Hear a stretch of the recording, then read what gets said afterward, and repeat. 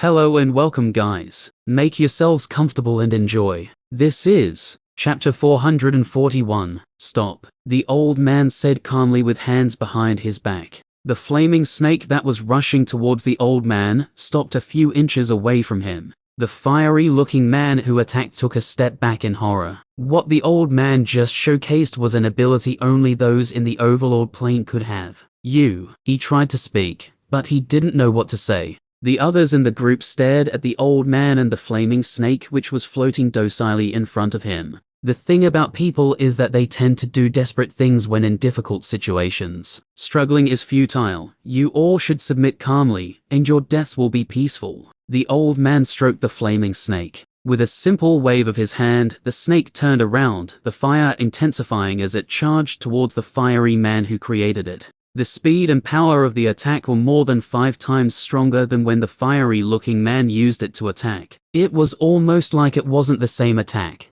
The fiery man hastily retreated, while setting up a series of defenses to counter the flaming snake that was coming towards him. A huge firewall rose up in front of him, while he created a second fire snake, hoping to use it to stop the first one the old man took control of. Boom! The fire snake that was controlled by the old man slammed into the firewall, causing a large explosion. The second fire snake also charged into the explosion, trying to stop the first one. The energy caused by the explosion caused waves to appear on the lava pool around the temple. The others in the group retreated, not to be caught by the force of the attack. When the lava pool was disturbed by the force, if any of them looked at the lava under the entrance to the cave, they would see a blue fire orb around 2 meters big. The figure of a person could be seen from inside the orb. Although it only appeared once, it was soon covered by the lava again, disappearing from view. Neither the group nor the old man caught sight of this, since none of them expected there would be something like that there. Gray, who was hiding in the fire orb, couldn't help but wipe the sweat off his head. Luckily I reacted quickly, or else I would have been toast. This old man is clearly a very powerful overlord plane expert. I don't care what he's doing. Neither do I want to stay here any longer. He thought inside, worriedly. He was tempted by the floating origin bead, but he didn't dare to go out. If someone in the origin plane could sense him, there's a chance this old man could as well. Not just that, the main reason he wasn't showing too much interest in the bead was that he felt it was contaminated due to the amount of blood it had absorbed. Although he absorbed the lightning orb from below the lightning tree, which was basically the same thing as this one, the intensity of blood in this one was far stronger, and he could even sense a feeling of bloodlust from it. There's a chance that this thing might change him, so he wasn't willing to take that chance. Gray watched the battle as it went on. He couldn't care less what happened to the group. He had already prepared himself to enter the fusion state, so when he sees things have gotten out of hand, he would immediately enter the fusion state and flee as far as he possibly could. Of course, running away from a powerful overlord plane expert was not going to be easy. The space element would help him greatly in that aspect. Back at the temple, the fiery-looking man smirked when he noticed the attack of the old man didn't seem to be going through, but his expression soon changed when he noticed an even stronger fire building up. I don't know if to call you smart or dumb. Even after knowing I can easily take control of your attack, you still use it so confidently. Haha, let's see how you'll defend against this attack after you've fueled it to be even stronger. The old man laughed while shaking his head. What are you people standing there for? Are you just going to watch him kill me? The fiery man called out to the others. He was 100% sure he couldn't block the current attack the old man sent towards him. And once he's dead, the old man would obviously go after the others. An extended scream which was filled with pain and horror rang out. The old man smiled and turned to look at the bead. A man could be seen in flames. He was trying to hold onto the bead, but the intensity of the flames consumed him. Boom, bang. While the others were distracted by the man who was being consumed by the flames, an explosion followed by a shriek of pain. The others turned around, and the fiery man had been consumed by his flames. Of the group of 8, 3 of them were already dead within a short span of time, yet the old man was perfectly fine. Another one down. The old man laughed. Kill him. One of the ladies immediately attacked. Compared to the fiery man, she was not a fire elementalist, so there was no way the old man could take control over her attacks. The others attacked as well, except for the last fire elementalist. Since attacking was no different from empowering the old man, there was no use. He turned around and fled towards the entrance of the cave. "You four should kill him," he yelled after getting to the entrance. "Heh, you think you can escape?" The old man smirked. Boom. A lava pool shot out from the ground, covering the man who just landed on the ground at the entrance of the cave. Chapter 442. Another one down, 4 more to go. No, wait, 5 if I add that guy who escaped as soon as they got here. The old man muttered to himself. The bead was spinning continuously while absorbing all the blood that was coming from the people who died. Although all of them died from flames, the old man controlled the flames so well that they didn't burn the blood. An elementalist's control of their elements improves significantly after they get to the overlord plane. Breaking through to the overlord plane is like shedding to elementalists. That's when they get a deeper and more profound understanding of the elements. This is one of the reasons an overlord plane elementalist could easily seize control of the attacks of those in the origin plane. The old man waved his hand and a wall made entirely of lava appeared, blocking all the attacks of the group who attacked him. All the attacks came to a halt, not moving an inch forward. "If there were even 50 of you, I'd still kill you all with the utmost ease," the old man said. He took a step forward and lava appeared around the 4 people attacking from all corners. Boom, bam. The 4 of them tried to defend against the attack, but the power of the attack was overwhelming. Within a few seconds, all 4 individuals succumbed to the attack, screaming in pain as they died from the attack. Gray, who was watching from below the lava pool, felt a chill run down his spine. So, this is the true power of an overlord plane powerhouse. He asked himself in awe of the overpowering strength the old man just displayed. What was more alarming was that the old man didn't even seem to be putting in any effort. It was like a simple walk in the park for him. I wonder if he's more powerful than teacher. He suddenly recalled his teacher. From the few things he has heard about his teacher, he could assume that even amongst overlord plane experts, he stood at the very peak. He should be able to single-handedly defeat multiple people in the same stage as himself. Doesn't that mean that his teacher could kill over 200 peak origin plane elementalists on his own? This isn't the time to be thinking about that. I need to get out of here. The best time to leave this place should be when he's absorbing his origin bead back. He planned his escape, still watching the movements of the old man. To think he's this powerful even without his origin bead. Gray thought. The disparity in strength between an overlord plane expert and an origin plane expert shocked Gray greatly. Since fighting against that beast in the overlord plane, he had increased his view of those in the overlord plane, but it seems like he needed to increase it further. But after thinking about it properly, he felt it was normal, since this man looks like he was in the late stages of the overlord plane, compared to that beast that was in the early stages. The old man walked closer to the bead. Where could that guy have gone? I can't seem to sense him anywhere in the tunnels. It's impossible for him to escape this quickly. Although he's quite suspicious, I don't think he can escape this quickly, the old man muttered to himself. After waiting for a few more minutes, he finally gave up. Forget about it, I'll absorb the bead now. I can always kill more people later in the future if this isn't enough, he said before sitting below the bead. The bead slowly descended into his palm. After getting to his palm, he closed his eyes and the bead slowly started to merge with him. It's almost time. Once it's halfway through, I'll jump out and run away as fast as I can, Gray thought while staring at the old man. He immediately started to complete the merging process, which he stopped midway. Now was the time to get into the fusion state and escape. On seeing that the merging process was halfway through, he jumped out of the lava pool. The old man, who had his eyes closed, opened it instantly. When he noticed a strange movement in the pool, to his surprise, he saw a figure covered in flames bursting out of the lava pool. You were here all this time. No wonder The old man stared wide-eyed as Gray disappeared from view after appearing. He was in the middle of saying a few words to Gray, but he suddenly disappeared. How rude, HMPH. The old man snorted before standing up.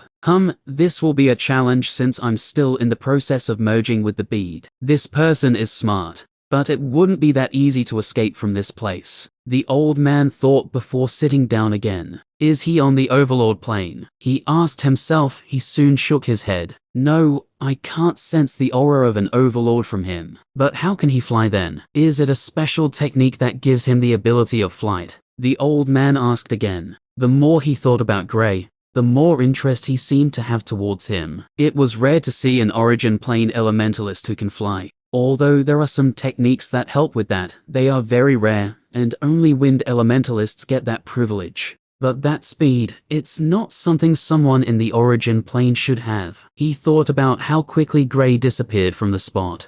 Gray disappeared from the cave entirely, appearing outside it. After appearing there, he brought out the plaque, looked at the direction Ellis was located, and charged towards that side at his fastest speed. The old man, who was expecting to at least attack him while he was trying to escape, was stunned when he didn't sense him in the cave. Chapter 443. He's gone. The old man asked himself, stunned. How could someone just disappear without a trace? He looked around. He kept searching for Gray in the cave, but to his surprise, he couldn't find him anywhere. Originally, he thought maybe he hid somewhere just like when he hid in the lava pool, but he couldn't find him. After looking around for a few more minutes, he gave up. There was no use in making sure he killed Gray. Other than being curious about him, he didn't really have any other interest in him. Well, he did want to kill him, but that isn't all that important, since he had already killed everyone who entered the cave. 120 kilometers away from the cave, Gray's figure could be seen coming out of a space tunnel. After looking around, he quickly burrowed into the ground, making a small cave underground and hiding. He could sense some terrifying presence around this place, and he didn't dare to cause any disturbances. The beasts were all around the mid-stages of the overlord plane. A single one of them could single-handedly kill him, much less two or more. Even if he stayed in the fusion state, he wasn't confident in escaping from all of them at the same time. The reason he escaped easily from the old man was that he couldn't move due to being stuck in the middle of the absorption process. He exited the fusion state while sitting down crossed legs to calm himself. He brought out the wooden plaque and looked at Ellis's position again, and he could see he was still a good distance away from him. The deeper he goes into the forest, the stronger the beast he encounters. Ellis was still around 10 the distance he just covered away from him. He couldn't help but wonder what sort of beasts were in that area. If the ones here were already out of his league, it's no use speaking about those ones in the area Ellis was located. I think it's best that I do not keep going further. I can barely keep myself alive now. If I were to meet one of these beasts in the mid-stages of the overlord plane, then I wouldn't make it out of here alive. He came to a conclusion. If he kept on going deeper, then it was no different than seeking death. Although the rewards he would see are better the deeper he goes, he still cherished his life. Sigh, if only Void could wake up on his own. I still don't know where to find that thing, and even with the help of Ellis, who should at least be at the peak of the overlord plane, I still haven't found the pond yet. He contemplated. The day would soon be over, and according to Ellis, he would be leaving the next day. Gray wasn't planning on leaving with him now, but he would follow him, so that he could show him the array he wanted to use to leave this place. He stayed in the cave he made for the rest of the day, replenishing his essence while also cultivating. The essence here was purer compared to the one on the outer parts of the forest. The next day, Gray brought out the glowing device from his storage ring. Ellis looked completely worn out, even though he wasn't seeing him physically. Hey, I couldn't find that pond, and I have to leave now, Ellis said, clearly exhausted after 2 days of searching non-stop for the pond. He also fought some difficult battles, given how he looked. Thank you for your help. At least now I have a general idea of where not to look, Gray said. He truly felt impressed by Ellis's dedication to helping him. Not many people would help someone they just met all because they wanted to be friends with that person. Yeah, where are you? Ellis asked. Gray told him about the wooden plaque he gave him and how it worked. On bringing out the plaque, a look of incredulity appeared on his face. Wow, you made this? He couldn't help but ask. From his shocked expression, Gray guessed he probably hadn't seen something like this before. Yeah, Gray nodded. This is amazing, Ellis exclaimed in shock. Even for someone like him who was from a better continent, he still felt intrigued and stunned by this. You don't have something like this in your continent? Gray asked. Ellis shook his head truthfully. He truly hadn't seen anything like this before. Gray found it surprising. After seeing this orb, he thought they would have a better form of tracking their close ones or even other people. Gray didn't speak further about it as Ellis soon started hurriedly moving in his direction. He kept the orb and started to cultivate once again. It would take Ellis some time before he got there, so he wanted to continue cultivating in this area while he still had the chance. 1 hour later, bang! The cave Gray was sitting on shook furiously, almost scaring the hell out of him. He hastily spread out his spiritual senses, and realized the reason for this was because Ellis landed directly above him. He stood up before calmly rising out of the cave with the help of the wind element. When he saw Ellis physically, he found out that his condition was far worse compared to how he looked in the orb. He had some scratches on his shoulder, although most of the wounds were almost healed up, some still looked fresh. "You must have had a rough time out there," Gray asked before bringing out a vial from his storage ring. "Yeah, tell me about it," Ellis said with a depressed shrug. "Take this, it should help with your wounds." Gray tossed the vial at him.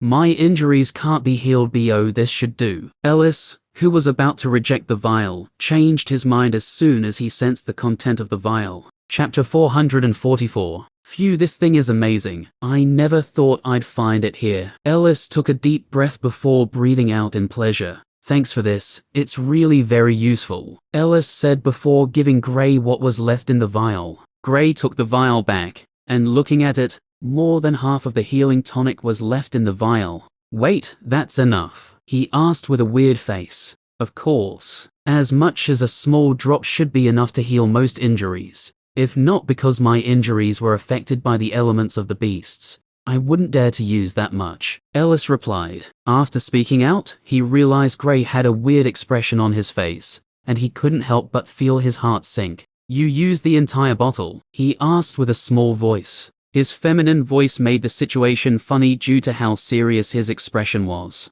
"Actually, why don't we change the subject?" Gray asked. Ellis tripped on seeing how Gray dodged the question, his face losing color. "Such a valuable substance and you're wasting it." He sat down on the ground in a dejected manner. Even for someone like him, he wouldn't dare to use the tonic from a blooming viper in such a wasteful manner. Even his father wouldn't dare to use it in such a manner. Seeing Ellis's expression, Gray couldn't help but wear an embarrassed smile. He couldn't be blamed for how they used the tonic, since they didn't know how much would be enough. If not for Void, they wouldn't have gotten it. And even Void didn't know the quantity that would be enough to heal them. Forget about it. "So, have you made up your mind about leaving this place with me?" Ellis asked with a depressed look. "I can't leave with you. As much as I would like to go to that place, there are some things I really need to take care of here first," Gray replied. "A shame," Ellis shook his head before adding, "we would have been able to get what you want so easily." Gray felt tempted when he heard this, but he decided he would focus on searching for his parents now. If he couldn't find them, then he would leave this place and head over to the continent Ellis spoke about. "Can you show me where the array is located? There's a chance I might leave soon," he asked. "Sure." Ellis nodded before taking flight and moving in one direction. A few seconds later, Ellis appeared once again. "Sorry, I forgot you were still in the origin plane." He scratched his head awkwardly. He used an arm made of water to grab hold of Gray before shooting into the sky. They headed towards the deeper parts of the forest. Gray could barely keep a good view of his surroundings. He couldn't help but wonder how powerful Ellis was. The speed they were currently moving at is faster than when he was using the Great Void technique while in the fusion state. This confirmed his theory that it would be impossible for him to escape from the old man, if he were not busy. 20 minutes later, Ellis appeared in front of a mansion. Gray stared at the building in shock. He could feel a strong sense of dread from it, almost like the building could instantly kill him.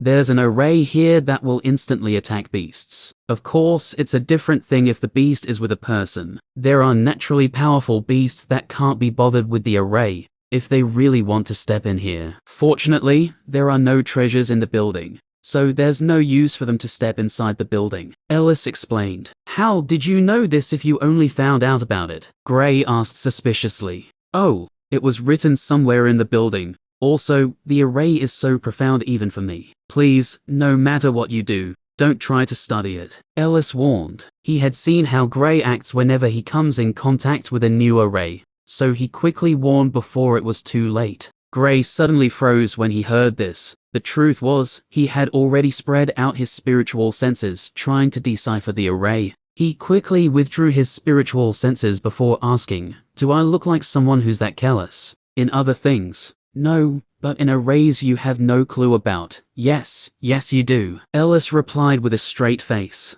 Gray shrugged before looking around. He couldn't believe there was someone who would build something like this in such a place. On their way here, he was surprised they didn't really go too deep into that forest, rather, they headed more towards the east. The beasts here were still in the mid-stages of the overlord plane though, so journeying here on his own would be incredibly difficult. "You said you've been here for a while now. Are the beasts usually this powerful in this area?" Gray asked. "Powerful? Not really, but from what I found out some days ago, something major is happening deep in the forest. This was why the weaker beasts had to move to the outer perimeters of the forest. It should end in a few days or so. The forest will return to its previous state," Ellis explained with his hand on his chin. "That's better then, if the beasts are only in the early stages of the overlord plane. Although it would be a little difficult, I wouldn't have any problems with getting here." Gray heaved a sigh of relief.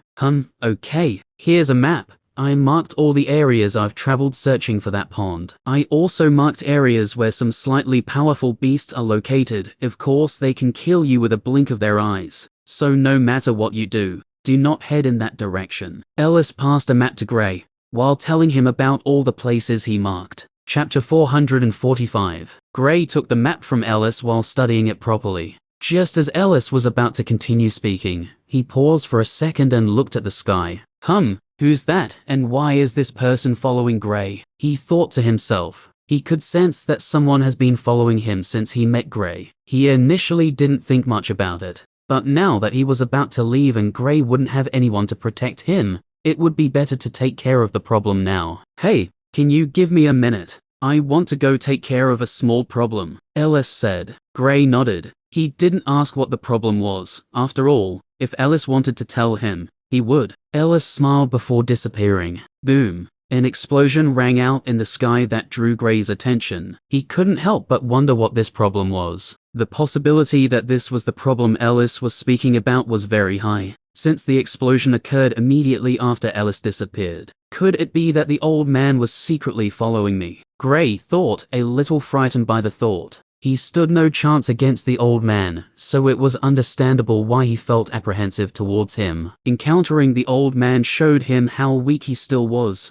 Now he knew if Alice's father wanted, he could have killed him. Then there was also the Smith family he took a huge risk with. In the sky, boom. After the explosion rang out, two figures shot towards the south at breakneck speed. It was so fast that Gray didn't even notice it. "Stop right there, old man," Ellis shouted while going after an old man. The old man looked at Ellis, a little surprised by his strength. After moving a good distance away from where Gray was located, the old man stopped. This was the man who Gray's mother told to watch him after she left 3 years ago. He naturally followed Gray into the magical beast's forest to protect him. When Gray escaped from that old man back at the cave, he was already prepared to kill the man if he decided to give chase, or if Gray didn't have any way to escape. Fortunately, he's still able to keep his cover, since Gray was quite special in these cases. The old man had to admit it. When it came to escaping, he hadn't seen anyone who was at the level of Gray. "What is a genius such as yourself doing in this place?" the old man asked calmly. On seeing how the old man didn't seem to be bothered or worried, Ellis heaved a sigh of relief. From that exchange, even though the old man looked like someone who retreated, he knew the old man was stronger than he was. Accident. The real question is why someone like you will be following after Gray. If I'm correct, you're not from this small place, right? Ellis asked. "I'm not. The only reason I'm here is to keep watch over the young lord," the old man replied sincerely. He could tell that Ellis had no ill will towards Gray from the duo's interactions all these while, so there was no use in hiding Gray's identity from him. Thanks to Ellis, Gray got to find out about the continent on his own, and he could tell Gray would leave this place soon enough. "Young lord?" Ellis asked with a confused expression. "Yes, There's no need in me telling you which family we're from. But he'll come to the continent with or without your intervention. I'm glad he could make a friend even before going, the old man said with a kind smile.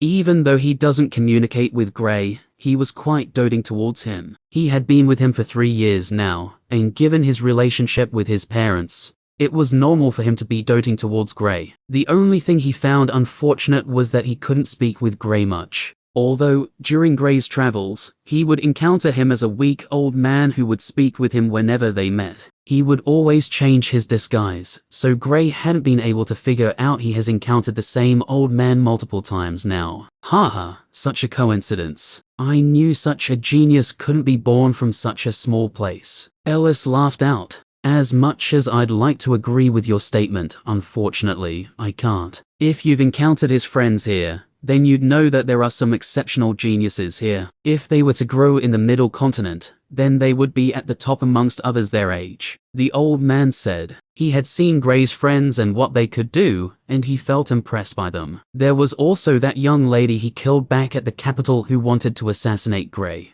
Okay, I haven't really adventured much in the continent, since this is the only place I've seen which piqued my interest. Ellis didn't refute the old man, since he didn't know Gray's friends. Gray was the only person he had met who was this powerful at such a young age in this place, so he felt maybe he was the only one or one of the few. I guess there's no use speaking with you anymore. I'm leaving now. Ellis turned around preparing to leave. Don't tell him about me. He's not to know I exist for now, the old man said. It's okay, I'm not a blabbermouth, Ellis replied before taking flight. Wait, which family are you from? The old man chased after him and asked. The O'Brien family, Ellis replied. The old man paused for a few seconds, staring at Ellis's back as he went further away from him. How could this be? He muttered while staring in Gray's direction. Forget it, his parents will sort it out. At most sigh. Why did he have to be from that family? He shook his head sadly. Chapter 446. Ellis soon returned to the mansion. He almost fell from the sky when he saw Gray sneakily trying to check out the array. Stop, he yelled. Gray stumbled when he heard Ellis's voice. You scared me. There's no need to scream or to be afraid. I made a teleportation array some months back. I'm just trying to see how this one was made. Wait, you made a teleportation array on your own without any prior knowledge of it? Ellis asked, dumbstruck. Pretty much, although I've seen something like this in the trial land. I didn't really get to study how the array worked, so it was extremely difficult for me to make it, Gray replied. Ellis was awed by Gray's ability in arrays. Even if Gray wasn't a genius as an elementalist, he would surely excel with the help of his array skills. It was difficult to find true prodigies in array making or any other arts. Just don't mess with it, okay? Ellis said. Gray nodded before following behind Ellis as he walked into the mansion. After getting into the mansion, Ellis walked straight to the middle of the mansion. He took out some essence stones, tossing them at 8 different positions. An array lit up below him, giving off a strong spatial undulation. The continent is divided into 5, the northern continent, eastern continent, western continent, southwest continent, and the middle continent. When you come there, head straight to the southern continent. You will be able to find me there. On getting there, search for the O'Brien family. Although the continent is large, you shouldn't have any problems with locating the O'Brien family, Ellis explained as the spatial undulations got stronger. From what I can tell, you can't predict which continent you will appear in after using it. No matter what happens, if you appear on the eastern continent, never speak of the O'Brien family there, he warned. You know what? Just don't speak of the O'Brien family in any other continent other than the southern continent, all right, he added. Gray looked at Ellis weirdly. From the warnings, he could tell that the O'Brien family seems to have enemies all over the continent. He couldn't help but think of what might happen to him if he goes to the southern continent. What if people tried to kill him because he was friends with someone from the O'Brien family? No need to make that face. No one will kill you. You're a little more fortunate than I am, I think, Ellis said when he saw Gray's expression. What? Gray asked. He didn't understand what Ellis meant by his statement. It's nothing, you'll understand after coming. Goodbye for now. I don't think the orb will work after I leave due to the distance. But I'll keep this wooden plaque of yours, so you can track me with it. You wouldn't even need to search for the O'Brien family. All you need to do is find me. Ellis dodged Gray's question while cursing at himself for almost spilling the beans. Luckily, he noticed quickly, stopping himself in time. Gray looked at him, but since he didn't want to say anything, he didn't bother too much about it. The array light continued increasing before Ellis soon disappeared into the bright light. After almost a minute, the light died down. Gray looked at the array with a contemplative expression. He noticed the time it took for the array to start was longer than expected. Maybe distance plays a big role in the time it takes before teleporting an individual, he thought. With Ellis gone, he looked around the mansion. With nothing to do, he decided to explore the place. Who knows, maybe he might find something here. 20 minutes later, Gray stepped out of the building. Just as he expected, there was nothing in the building. However, he found out that the teleportation array was somehow built with the aid of the building. He still didn't know why it was done that way. He left the building before his expression changed. Oh, crap. Why didn't I tell him to take me back before leaving? He complained. This was the area occupied by the beasts in the mid-stages of the Overlord plane. It would be extremely difficult to escape from one in the early stages of the Overlord plane, much less one in the mid-stages. Shit. I messed up. I messed up real bad, he thought with a long face. This was the third day he was spending in the magical beast forest, and he couldn't help but say although it had been eventful, he had almost died countless times. What was worse was that he was currently in an area that might make that happen sooner than he would like. He wanted a challenge, but this place was too much for him. He would prefer being in the side that only had beasts in the early stages of the Overlord plane, since the pressure they would place him in while fighting against them would help him grow faster. With no other option, Gray first started to study the array around the building. Although Ellis warned him not to, he couldn't stop himself. He wanted to take a peek at it before he started his long, dangerous journey back to the outer perimeters of the forest. 3 days later, boom, an explosion rang out. But there was no movement after the explosion. A 6 meters long wolf walked out from the side, inspecting the place of the explosion. After looking at it properly, it left the area. 1 hour later, the rumbles in the place where the explosion occurred shook before the head of a human popped out. The head belonged to none other than Gray. Since leaving the mansion 3 days ago, he had almost died 12 times. That was an average of almost dying 4 times a day. And this day wasn't even over yet, so there's a chance that he might face more life-threatening dangers before the day ends. I really messed up. Damn Ellis. Why was he in such a hurry to leave? Chapter 447. Sigh. I should have waited till the forest returned to normal before leaving, Gray thought with a dejected look, as he started walking away from the rubble. He was exhausted from the 3 days of running away from beasts, and also the multiple heart-racing moments he had. He hasn't even been able to speak with his friends because he couldn't afford to split his attention. Roar! A loud roar encouraged Gray to move faster than he previously was. At first, he wanted to move slowly, so that he could carefully evade all the beasts at the mid-stages of the Overlord plane. But now, he couldn't even move slowly anymore. Boom! Bang! Gray encountered 2 beasts fighting while running away. Beside them was something that felt so familiar he couldn't help but stare at it continuously. It's here. I can't believe there's some here. Although it's not that much, I must get it. He looked at the liquid greedily. It was the liquid he had been searching for all this while. He couldn't believe his luck. Ellis had passed through all these areas, but he didn't find it. Who would have thought that while he was escaping, he would come across 2 beasts fighting, and the liquid would be beside them? He stared at what the liquid was stored in, and quickly concluded that it was done by a person. It was kept in a flask, but its top was broken, and some of the liquid had obviously spilled out. What was left in the flask shouldn't be up to half of what it originally contained. Without wasting any time, Gray quickly came to a decision. He was going to use the fusion state once again. It hadn't been up to a week since the last time he used it, but he couldn't afford to let this chance slip by. It's unknown when next he might be opportune to see this liquid again. Sitting down crossed-legged, he calmed his mind and slowly started to merge his elemental orbs. He didn't forget to watch the beasts that were fighting, to make sure he wasn't in danger if they decided to stop fighting and attack him. A few minutes later, the 2 beasts which were fighting were a black 5 meters tall bear and a large snake. Each had different elements,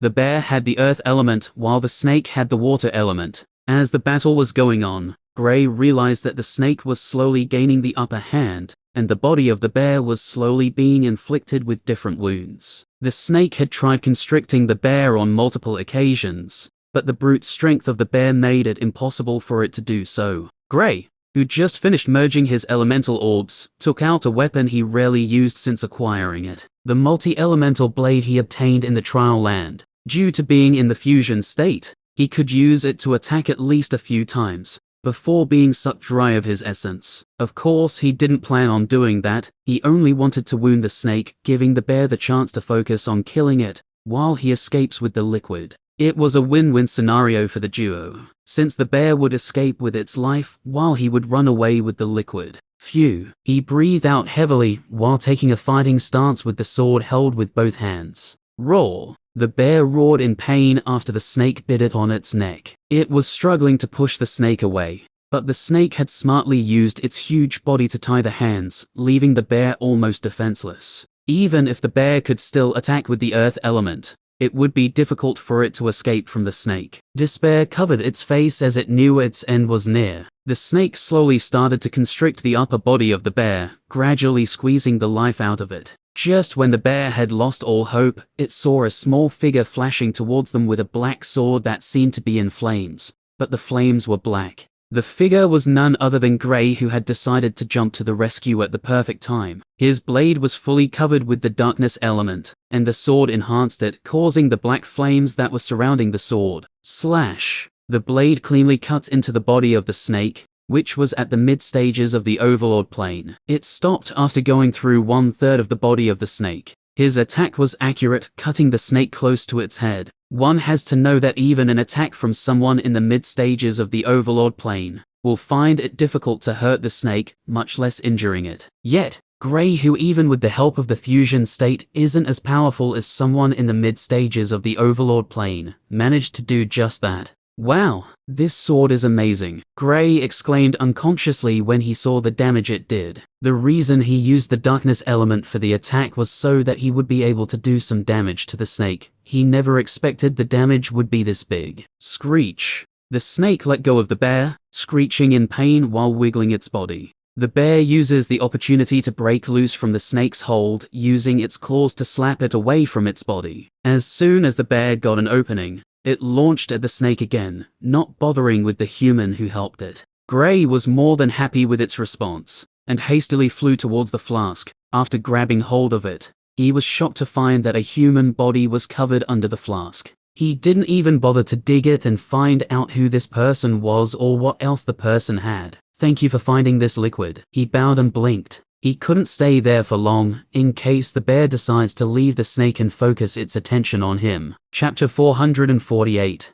The outer perimeters of the magical beast's forest. A figure suddenly appeared from what looked like a crack in the sky, crashing into the ground. Bang! The figure landed heavily on the ground, causing a small crater. A group of 5 who entered the forest not too long ago stared at the figure in shock. Isn't that the guy who helped you previously? A gentle voice asked. A young man walked closer to the figure, looking at its haggard state. The young man was none other than Jonas, and the lady who spoke was the one Gray saw with him when he came to Lapis City. What happened to him? The lady asked, with hands covering her mouth. I don't know. We should take him to the camp, just to be safe. Jonas picked Gray up before hurrying to their camp. He didn't know if Gray was being chased, but given his look, there was bound to be something or someone chasing him. Gray's condition didn't look too good. Even Jonas couldn't help but look at Gray worriedly.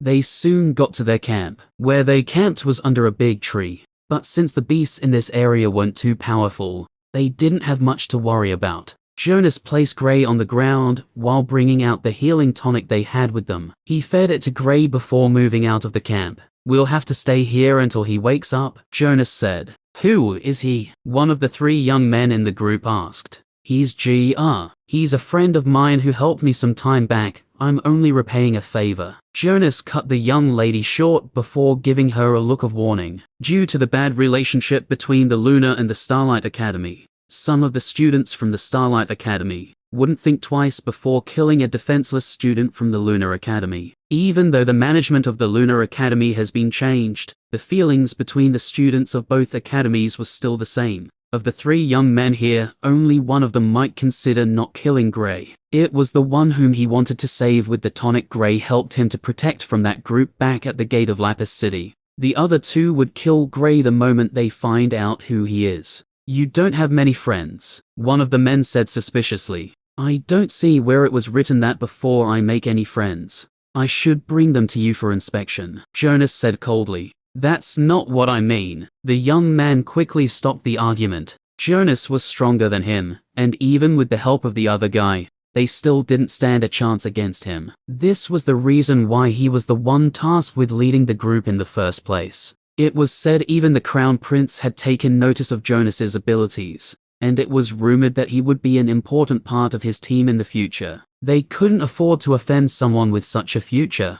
The young man looked at his counterpart before leaving the area with the excuse of going to patrol the area. The second young man followed after him as well, since staying with Jonas seemed a little uncomfortable. After the duo left, the third young man walked towards Jonas. Tell me the truth, who is he? He asked. He's the reason you're alive and well, Jonas replied. His tone wasn't as cold as it was when he was speaking with the previous young man. You mean? The young man pointed at the tent, looking at Jonas. Don't ask too much about it. He'll leave once he wakes up, Jonas said. Even though he trusted his friend, he didn't feel too safe with disclosing Gray's identity to him. The young lady wouldn't want to do anything to offend him, so she wouldn't speak about it. But he didn't really know too much about his friend, since he also had a deep hatred towards those from the Lunar Academy. Gray could even be said to be the person he hated the most. The reason for this, his elder brother was the one Gray's teacher slapped to death back at the capital during the competition. It was unknown what he would do once he finds out about this.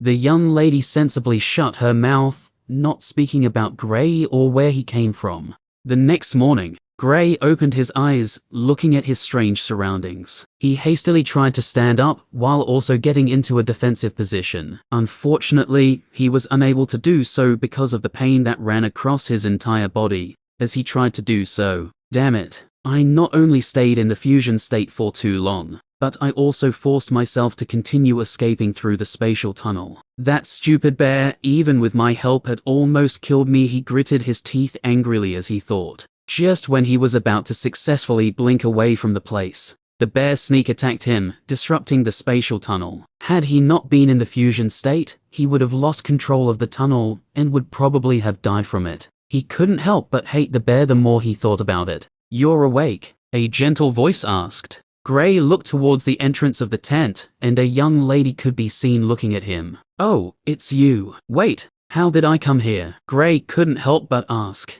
You fell from the sky. Luckily, Jonas and I were nearby, so we brought you back here to recover, the young lady replied. She turned outside the tent before saying, Jonas, he's awake. Oh. Gray heard a calm oh. He knew the voice belonged to Jonas, but he still perked up, since he could sense there were other people around. Chapter 449. Jonas and the three young men outside walked into the tent. Gray stared at them. He could sense animosity from two of the young men. This made him increase his vigilance. He prepared him, waiting to explode with a powerful attack if the two guys made any suspicious moves towards him. It's good to see you're fine, Jonas commented as he walked in. Yeah, I was lucky I crashed into you guys. If it were to be others, even if they didn't try to kill me, they'd leave me out there, Gray said. If he didn't recognize you, there was no way we would have helped a stranger who fell from the sky in such a strange way, the young man close to Jonas said while looking at Gray suspiciously. What he found strange about Gray's appearance wasn't that he fell from the sky, but it was how he fell. He came out of what looked like a crack, a dark, terrifying crack. Even if the crack didn't stay for long, they all saw it. Gray squinted his eyes, looking at the young man with his listless eyes. The young man who was about to speak again took a step back unconsciously. Gray's gaze terrified him. It was like he was staring at the Death Reaper. Jonas looked at his friend before shaking his head. He couldn't hide the fact that he was curious about how Gray appeared, but asking him immediately after he woke up wasn't the best choice, especially when two of them were showing such hostility. The duo wasn't even trying to hide it. "So, when did you come to the magical beasts forest?" Jonas asked, trying to calm the tension in the tent. "The next day after we met," Gray replied. After a while, he asked, "How long was I out?" "Not long, just a night," the young lady in the group replied. Okay. Gray nodded before keeping his mouth shut. He had no more interest in speaking, especially with these two staring at him like predators. It was like they were waiting for him to make a small mistake, so that they would be able to attack him with a valid reason. "You should rest a little longer," Jonas said before turning around to leave. His friend followed behind him, as well as the young lady. The duo who was staring at Gray with hostility were the ones left in the tent, still staring at Gray. "You look familiar," one of the duo spoke up while staring at Gray. Gray's robe was destroyed, and because Jonas picked him up quickly when he crashed into them, they didn't get a good view of his face. But now that they saw him, they couldn't help but find him familiar. "Oh really?" Gray asked. Compared to his somewhat surprised words, his facial expression and tone remained as apathetic as ever. "Yes, but that's not what I'm really concerned about," the young man asked. Gray looked at him, not even bothering to continue to speak with him. He felt if he answered him, then he was entertaining him to continue speaking. If he kept quiet, then the young man would know when to leave. The young man looked unbothered with how Gray stopped speaking with him and asked, "What was that crack you fell from?" For the first time, a different expression appeared on Gray's face, and it was one of confusion. "You fell from a crack that suddenly appeared in the sky. There's no way you can deny it, every single one of us saw it," the young man said. "A crack?" Gray asked, still wearing the same confused expression. Of course he knew what they were talking about, but there was no way he would agree to it. He would rather argue with the duo than agree to it. If he were to agree to this, then word would definitely spread out. He was already in enough trouble from being hunted down by the Emperor. If every single big family out there started to look for him, because he could use an unknown form of movement, he didn't know how to respond to it. "You fell from a crack in the sky," the young man said, starting to get annoyed by Gray's feigned ignorance. He felt Gray knew what he was talking about, but he wanted to make him look stupid. "How does a crack appear in the sky?" Gray asked. His question stunned and annoyed the young man at the same time. First of all, the only way they knew a crack could form in the sky is when the attack of an elementalist is so powerful that even the void would be destroyed by it. But the thing was, in the current era, there haven't been any cases of there being elementalists powerful enough to cause a crack in the void. The young man looked at Gray, stunned because he couldn't answer Gray's question, but annoyed because he knew what he saw. Just as the young man was about to continue questioning Gray, Jonas walked back towards them, giving them a stern look. "He needs to rest," he said emotionlessly. The young man clenched his fists before turning around to leave. His companion looked at Jonas coldly before leaving with him. "Your group is quite united," Gray said nonchalantly before sitting down crossed-legged. Jonas shrugged at his comment before leaving. He naturally knew the duo didn't like Gray, but he didn't think they would outright start questioning him. After Jonas left, Gray hastily checked his storage ring to see if what almost got him killed was safe. He heaved a sigh of relief when he found it sitting calmly in one corner of his storage ring. "It's at least 5 times what that pendant contained. Will it be enough to heal him?" he thought to himself when he saw the liquid. There was only one way to find out, and that was feeding it to Void. But since he was still here, he didn't think it was wise to try it given the eyes that were on him. "I'll rest for a while then leave." Chapter 450. 2 hours later. Gray stepped out of the tent looking fresh. He didn't take out a new robe, since Jonas' group would find it suspicious how he took out another robe when he didn't even have a bag. Jonas was sitting under a tree, accompanied by his friend as well as the young lady. The duo who didn't like him was nowhere to be seen. He wasn't really too bothered about them. Even if they were to attack him, then they would just end up dying. The trio who was sitting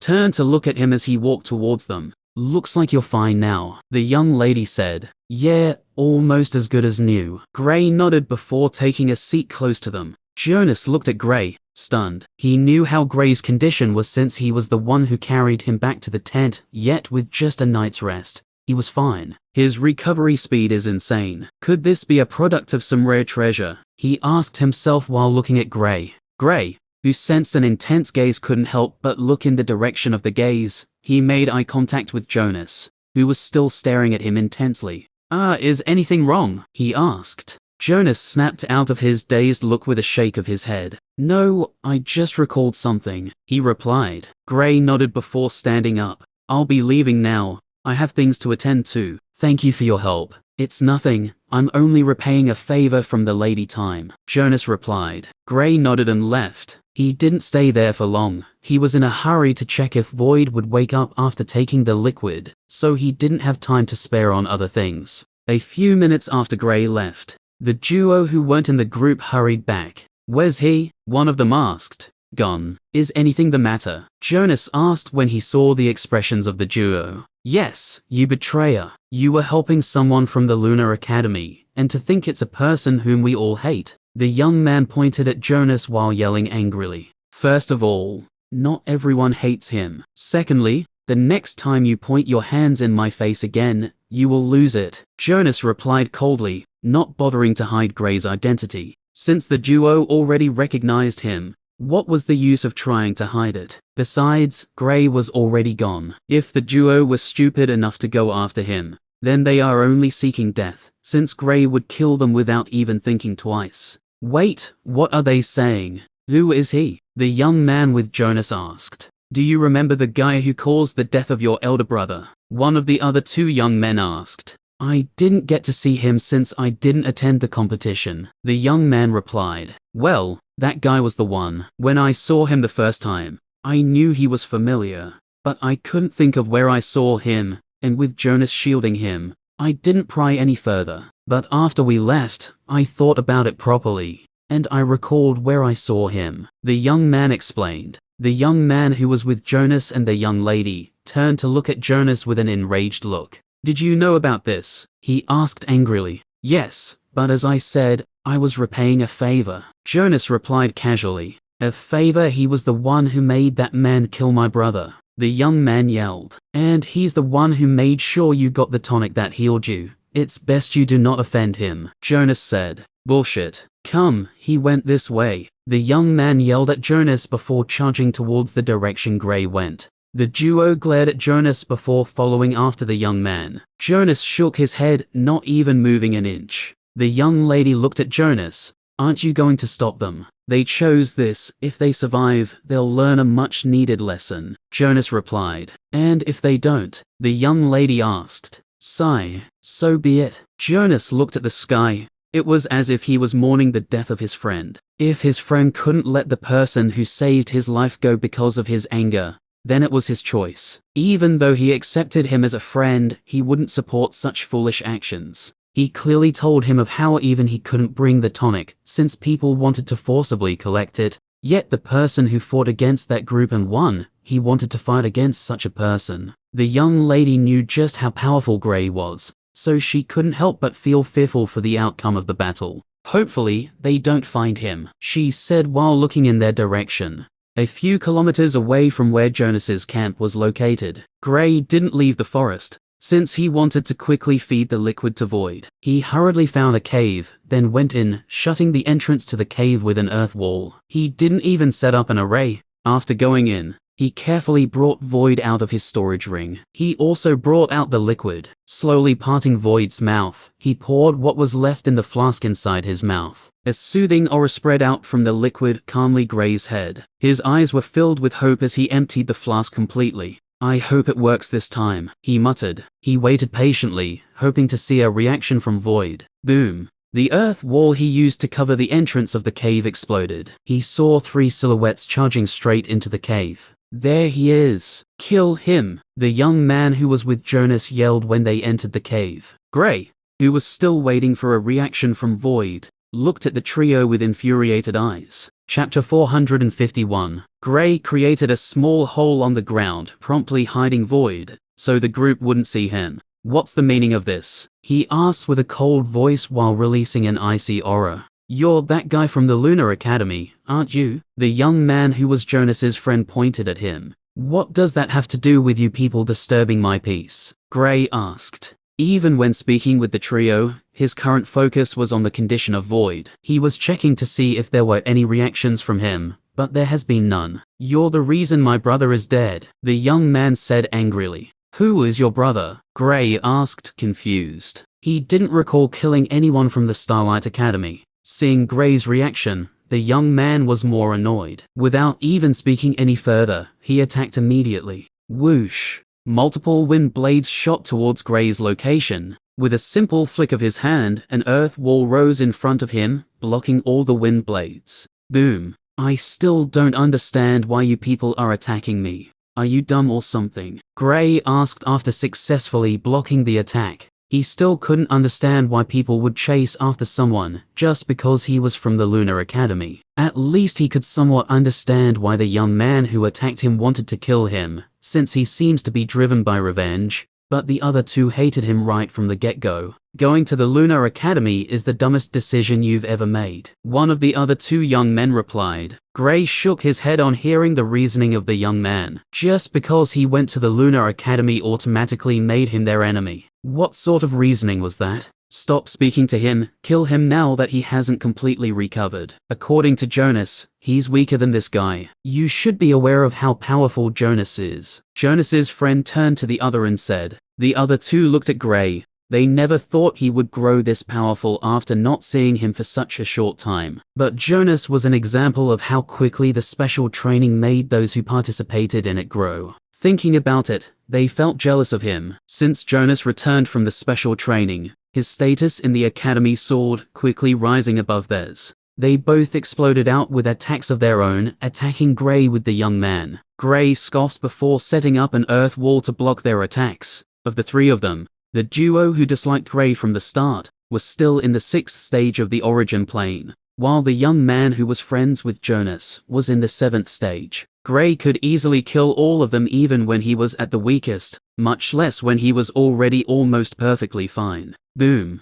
All the attacks were easily stopped by the earth wall. The trio who attacked him was shocked at how nonchalantly he was able to block their attacks. Regret attacking me now? Gray asked with a sneer. The trio looked at each other, unconsciously nodding to Gray's question. Of course they regret it now. Given the strength Gray just showed, it meant that he could kill them without any problems. They all started taking a step back. As much as I'd like not to kill you people, you guys will cause troubles for me in the future, Gray said casually. He was currently fuming, but not because of them though. His attention was still placed on Void, and he realized that the liquid had already stopped radiating its soothing aura, and there still weren't any reactions from Void. This meant that it didn't work. This trio were unlucky to provoke him at such an unfortunate time. You don't want to kill us. If you do, Jonas will be in trouble, one of the two young men said while retreating. I don't see where that's my problem. Gray shrugged as he walked towards them. The trio were thinking of ways to escape as they retreated. The young man who spoke previously thought the relationship between Gray and Jonas was close.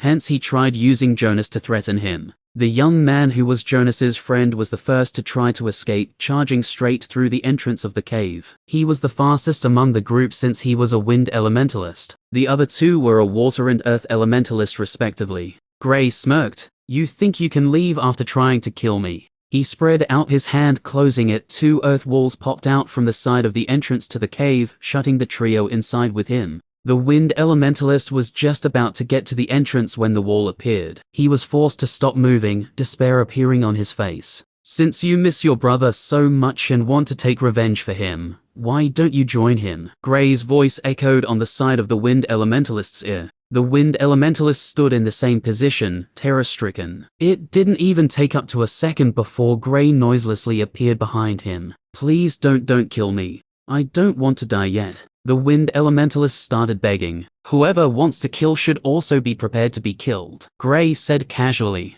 He tapped the wind elementalist on his shoulder, and ice started to spread across his entire body at an unimaginable speed. Before he could even react, he was frozen solid. The two young men who were behind them were petrified when they witnessed this scene. Gray didn't even show any effort, and the wind elementalist, who was not only the strongest, but was also the fastest, was dead. Gray turned around, looking at the duo. He clenched his fists, and it was followed by a bang. Bang! The ice statue behind him exploded, breaking into multiple small pieces. Compared to him, your death will be a little bit more painful, Gray said as he walked towards them with a wicked smile. His handsome face was the only contrast with the murderous aura he was releasing. Chapter 452. Gray walked to the small hole he created where Void was still lying down. He couldn't help but feel sad when he still saw him asleep. Even after venting on the trio, he still didn't feel good. Damn it. I guess I'll have to head back and wait till the auction. I'll ask old man Gerald to help me with my parents' whereabouts while waiting. If he doesn't find them before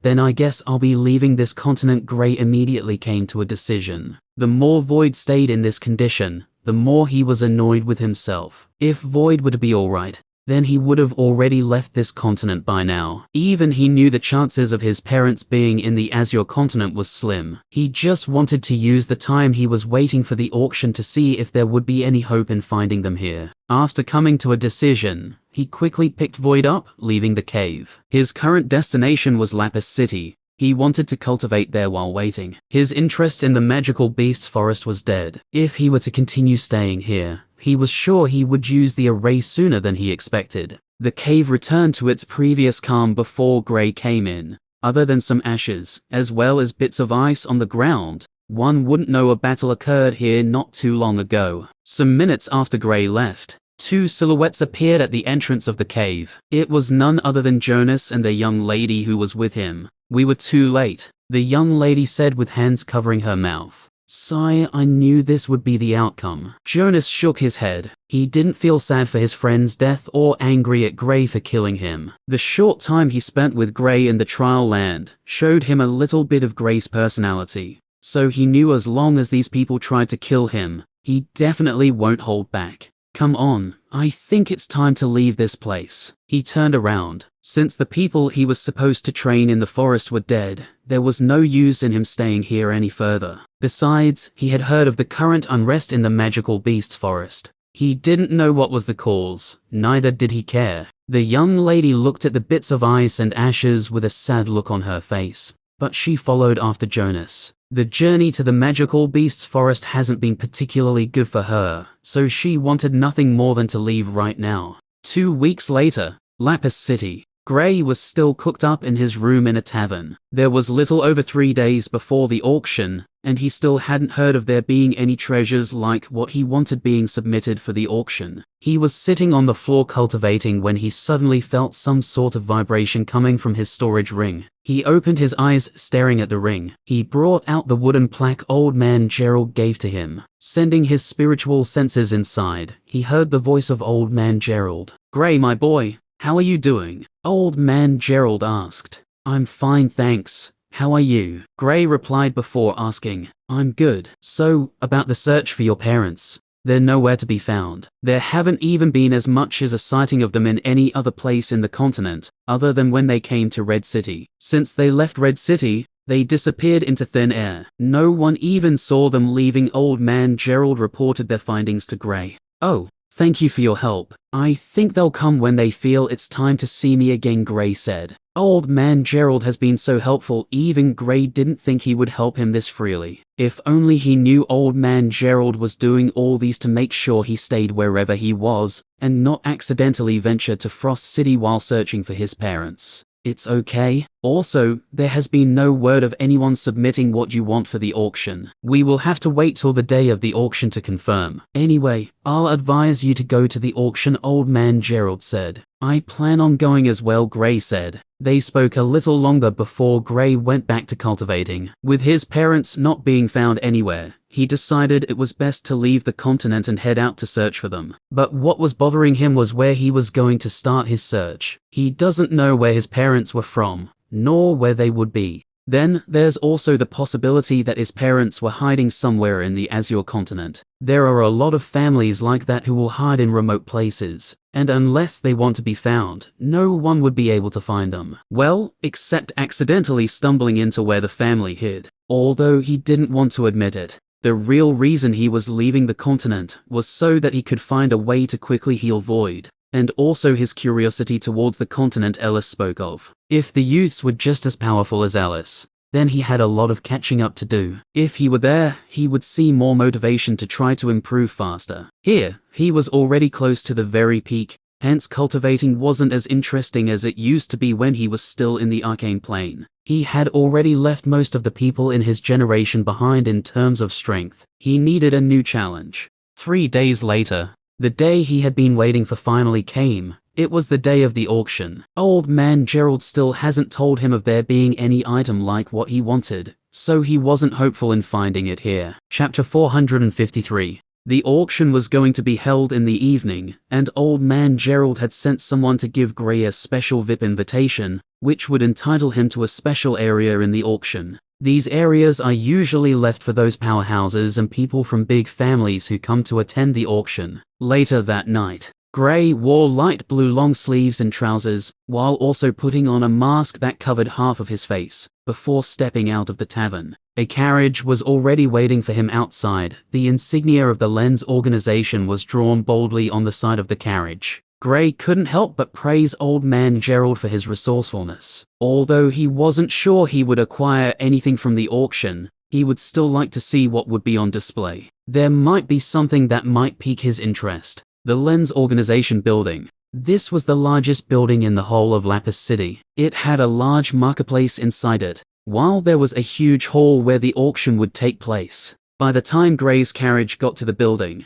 it was already filled with people who were standing outside in an orderly manner, waiting to go in. When Gray's carriage got close to the building, the people by the side all turned to look at who it was that was being brought by a carriage. There were a lot of carriages outside, but the individuals all came down from the carriage and walked towards the building's gate. Gray wasn't an exception. He stepped down from the carriage when they got close to the building, heading towards the gate with soft steps. The guards at the gate were already waiting for him. Even without seeing his invitation, they knew he was very special, since he was brought here by the organization's carriage. Right this way, sir. The guards made way for him to go inside, before closing off the gate once again. Gray didn't bother to look around. He walked straight into the building through the door the guards showed him. As soon as he walked inside, a beautiful young lady walked up to him. "Hello, sir. May I see your invitation?" the young lady asked gently. Gray brought out the invitation given to him by old man Gerald. After taking the letter,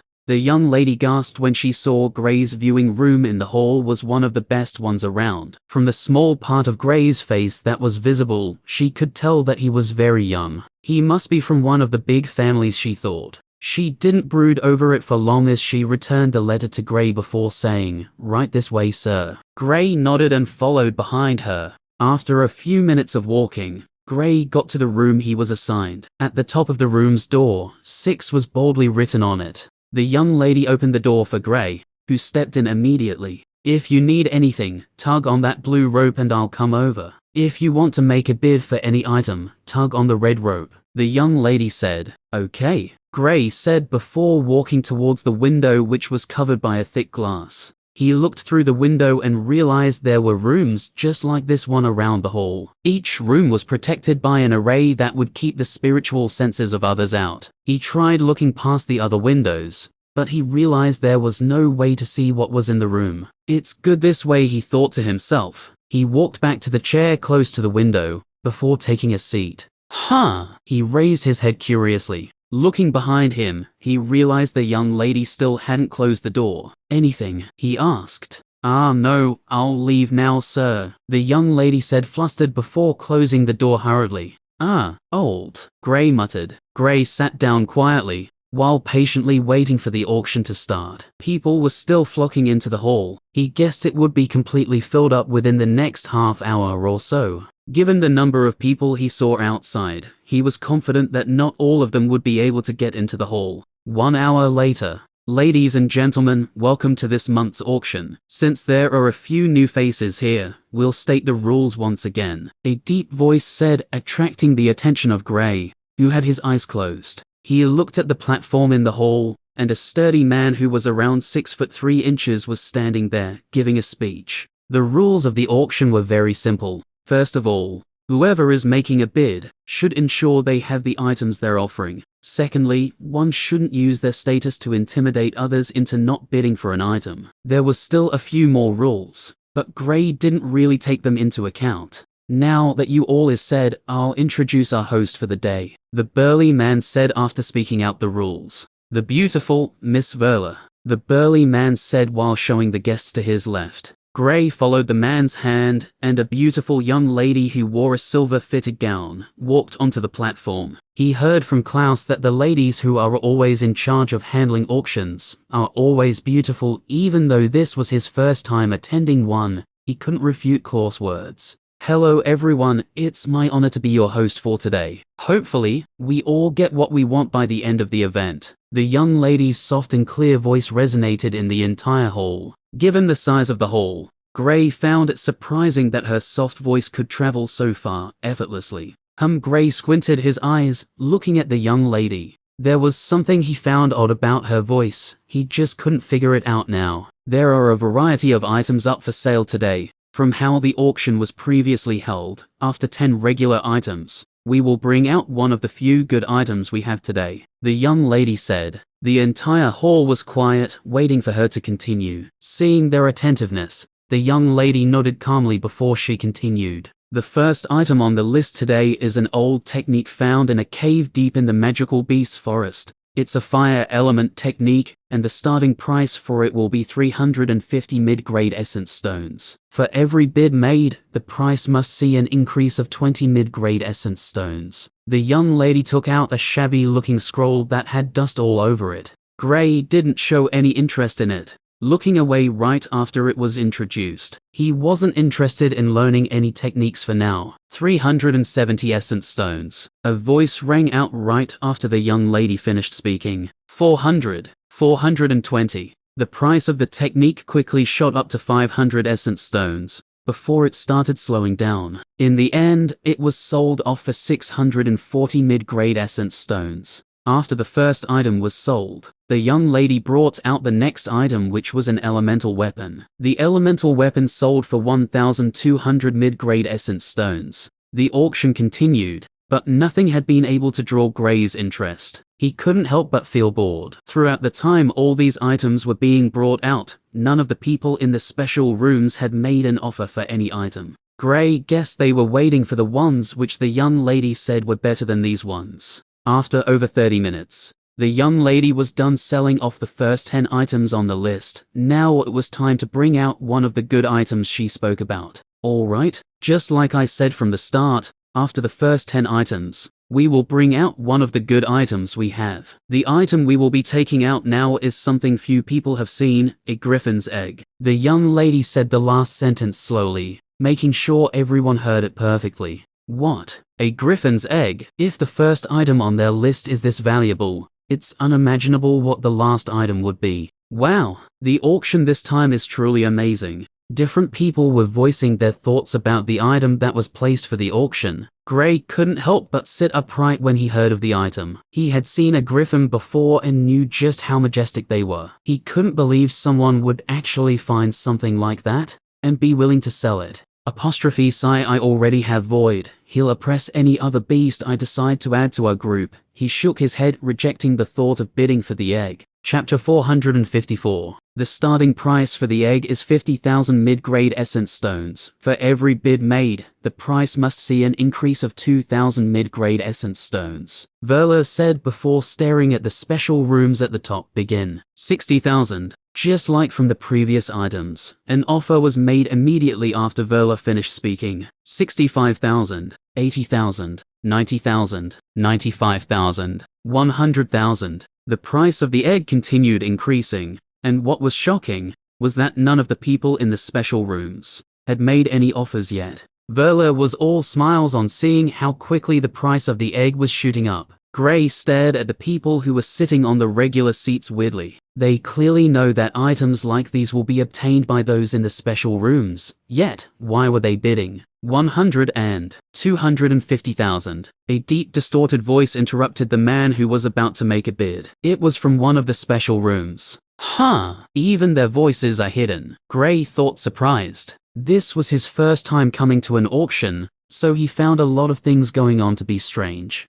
Maybe they don't want anyone to be attacked after they purchase an item. I don't think all the people in these special rooms are from big families. Some might even be like me who were just opportune, he concluded after a while. This was the only reason he could think of why the identities of the people were hidden. After the person from the special room made an offer, the hall went silent. Given the large amount by which the price of the egg increased, none of the people in the normal area could make another offer. On seeing that no one else was making any offers, Verla smiled before taking a step forward. A guest from room 2 offered 250,000 mid-grade essence stones. Is anyone else going to make an offer? The room remained still for a while, and just as Verla was about to give the item to the guest in room 2, a deep voice spoke out once again. This time, Gray saw a small light coming up from the room from which the voice came. The number 8 was written on it. 300,000. Verla smiled when she saw this. As long as another room had made a bid for the item, then the price of the item would continue increasing. 350,000. The number 12 was written on the room which made this offer. 400,000. The person from room 2 made another offer.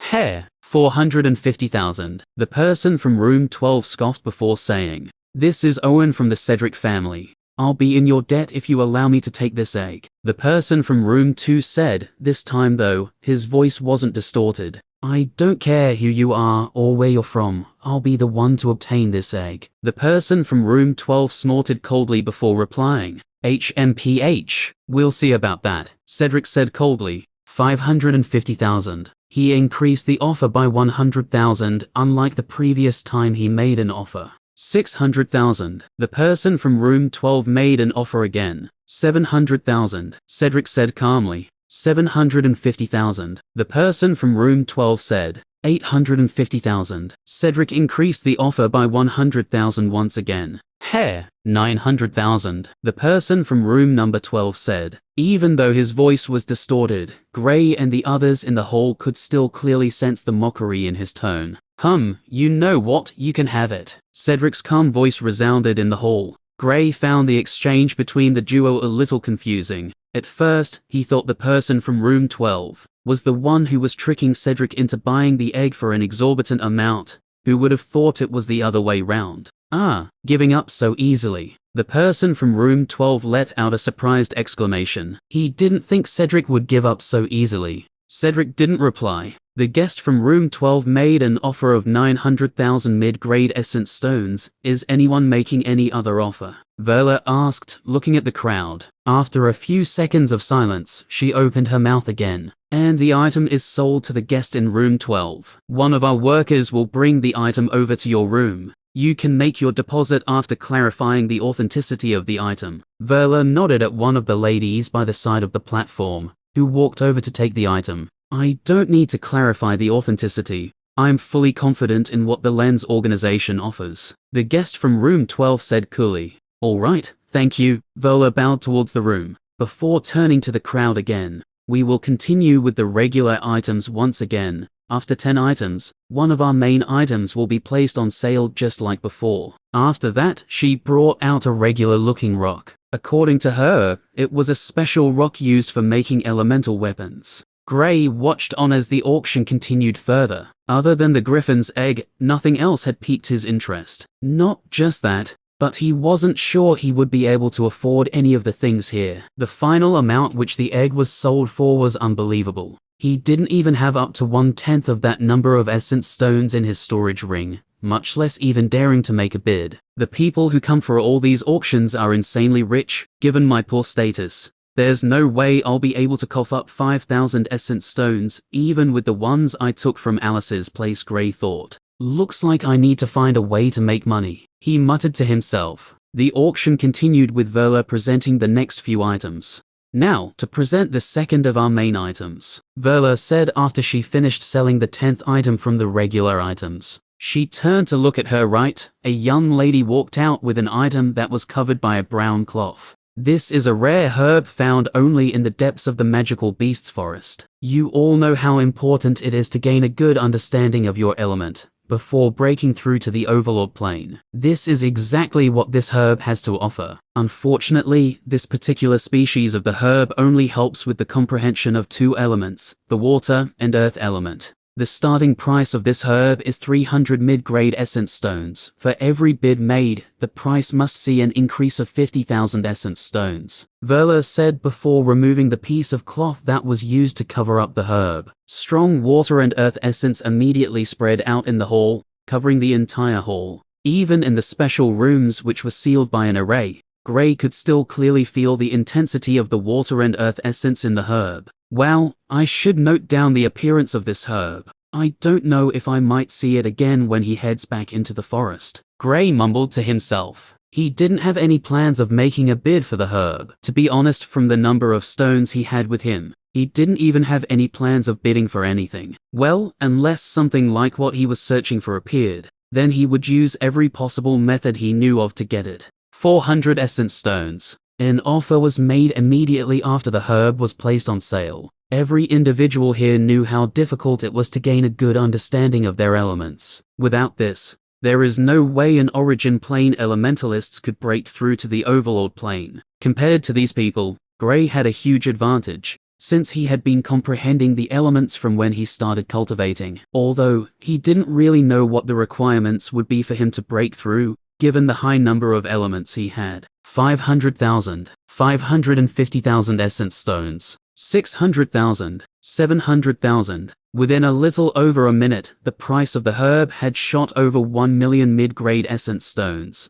and it was still increasing at a rapid pace. 1,200,000, 1,500,000. The sudden increase in the price drew the attention of everyone in the hall. The window covering room 1 opened up, and a handsome-looking young man stepped forward. When everyone saw his appearance, they stood up hurriedly. Gray found the behavior of the people in the crowd to be surprising. Verla looked in that direction. On seeing the young man, she bowed. "It's an honor to be graced by your presence, Your Highness." Chapter 455. "It's nice seeing you again, Miss Verla," the young man said with a soft smile. "The pleasure is mine, Your Highness." Verla bowed once again to the young man. Gray looked at the young man once again. He didn't know the identity of the young man, but from how he was being addressed by Verla, he guessed he must be royalty. Is he the Crown Prince? He thought curiously. He had heard of the Crown Prince, but he never got the chance to see him. The only time he got close to seeing him was when he allowed the Smith family to detain him. While Gray was trying to guess the identity of the young man, someone from one of the special rooms spoke up. "I never thought the second prince would attend such a mediocre auction," a voice said. There was a little hint of mockery in the voice. "I enjoy coming to these places. You may never know what you'll see here." Even a less popular auction tends to always have something special, the second prince said, still wearing a soft smile on his face. "Since Your Highness wants this herb, it's only natural we leave it to you," someone else from another room said. HMPH. A cold snort came from the previous room. "Since no one else is bidding for the item, the herb goes to His Highness the Second Prince." Verla immediately concluded the auction. Although she would want to see the herb's value continue increasing, she knew since the Second Prince has shown his face, no one else would dare to bid. Even though his status isn't as high as that of the Crown Prince, he was still the Second Prince, someone who had the chance of becoming the next emperor of the Killen Empire. The Crown Prince is the one most of the people in the palace, big families, as well as the emperor of the empire. The Second Prince has a few people behind him. However, that meager support isn't enough to get him the throne. Gray looked at the expression of the Second Prince, and he couldn't help but commend his bearings. Even the 12th Prince he encountered previously also had a unique bearing. Looks like it runs in the family. I wonder what the Crown Prince looks like, he thought. After Verla sent the item to the Second Prince, she began auctioning off the regular items once again. Just as she got to the 7th item, she brought out an item that roused Gray's interest. This book contains an ancient array formation. Usually, this array would be part of the main items in the list, but unfortunately, it's incomplete as there is only 1/3 of the methods needed to complete the array written in this book. Furthermore, the specifics of the array isn't known, Verla said while bringing out a worn-out book that seemed to have some side ripped off. "You mean you do not know what the array is used for, yet you're going to sell it off?" someone from the crowd asked.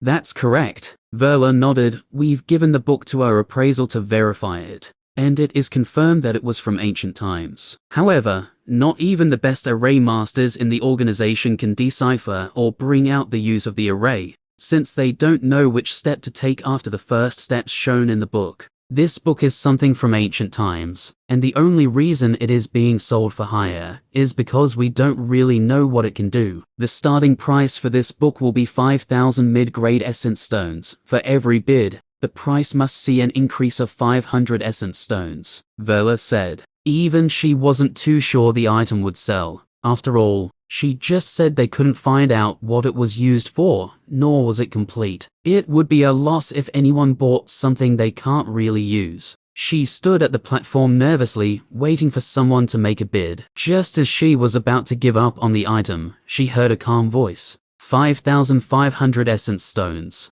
Looking in the direction of the voice, she found out it was from the room with the number 6 on it. She never expected that it would be someone from the special rooms that would make the first offer. Not just that, but before taking up the role as the host, she was informed by Old Man Gerald that the person in room 6 was a very important figure, and he should be given whatever he wanted. The people in the crowd stared at Gray's room, as if they were looking at a fool. Who would want to obtain such an item? If even the best array masters from the Lens organization couldn't decipher or use it, what was the use of buying it? One has to know that the Lens organization had the best array and forge masters in the entire continent. After Gray made his offer, he sat down quietly, hoping that no one else made a higher offer. The stones he had with him were just slightly above 6,000 mid-grade essence stones. This is if he adds the low and high-grade stones he had. If he buys this item, there is no way he would be able to activate the teleportation array. Is anyone willing to make a higher offer? If not, the book will be given to the guest from room 6, Verla asked. She naturally knew no one else would make an offer for the book. The fact that someone even made a bid for it was surprising.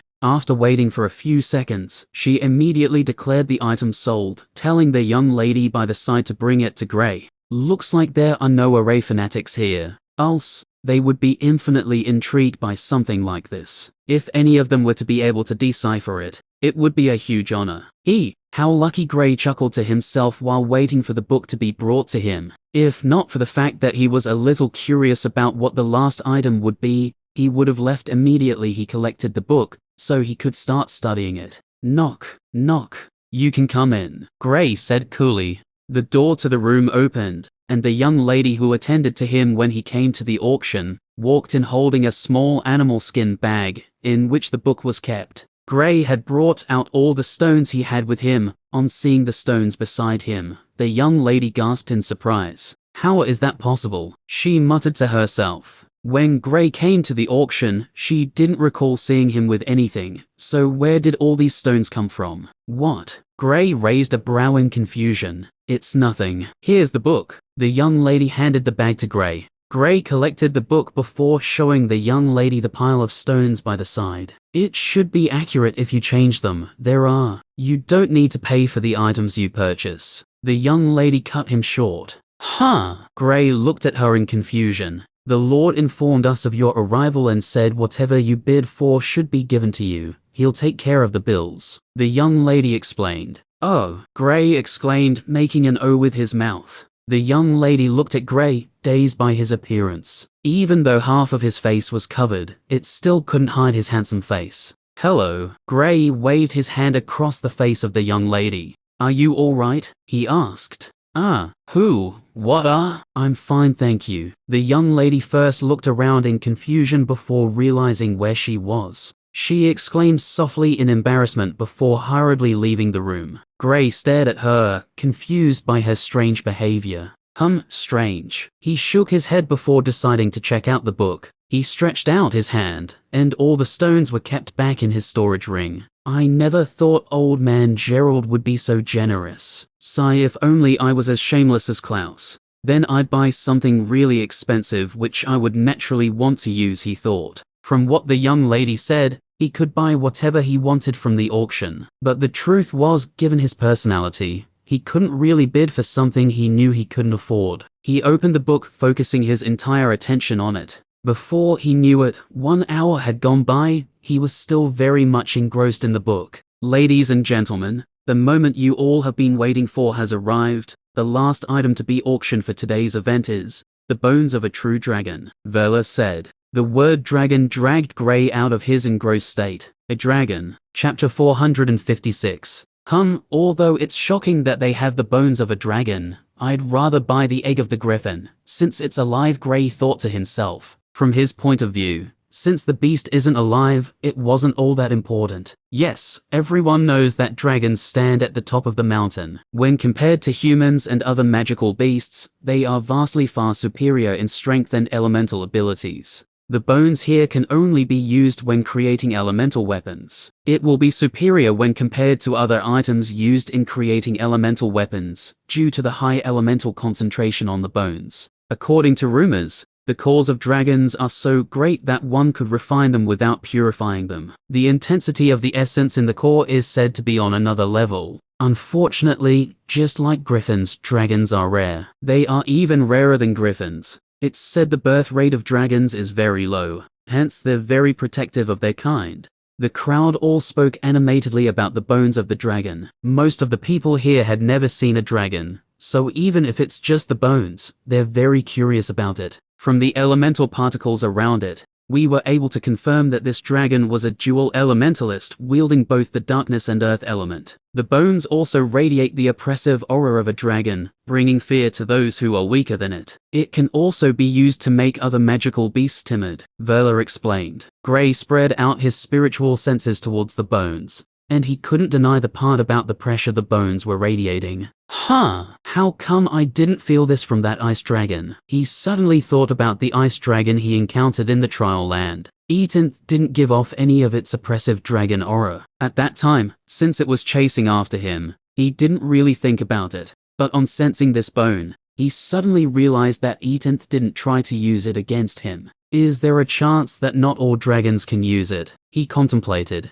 The starting price for the dragon's bones is 500,000 mid-grade essence stones. For every bid made, the price must see an increase of 50,000 essence stones. Verla said to the crowd, 600,000, 700,000. The price of the bones shot past 1 million mid-grade essence stones within a few seconds. And it was still increasing, not showing any signs of stopping. After almost 2 minutes, the price had gotten to 2 million essence stones. Gray watched on as the price had gotten to a mouth-watering 2 million essence stones. Where do these people get all these stones? He mumbled while gulping down. This was a huge amount of essence, enough to train at least 200 people to the peak of the origin plane. Some might even be able to get to the overlord plane if they were talented enough. 2,500,000 essence stones. 2,550,000. This is the Maverick family leader.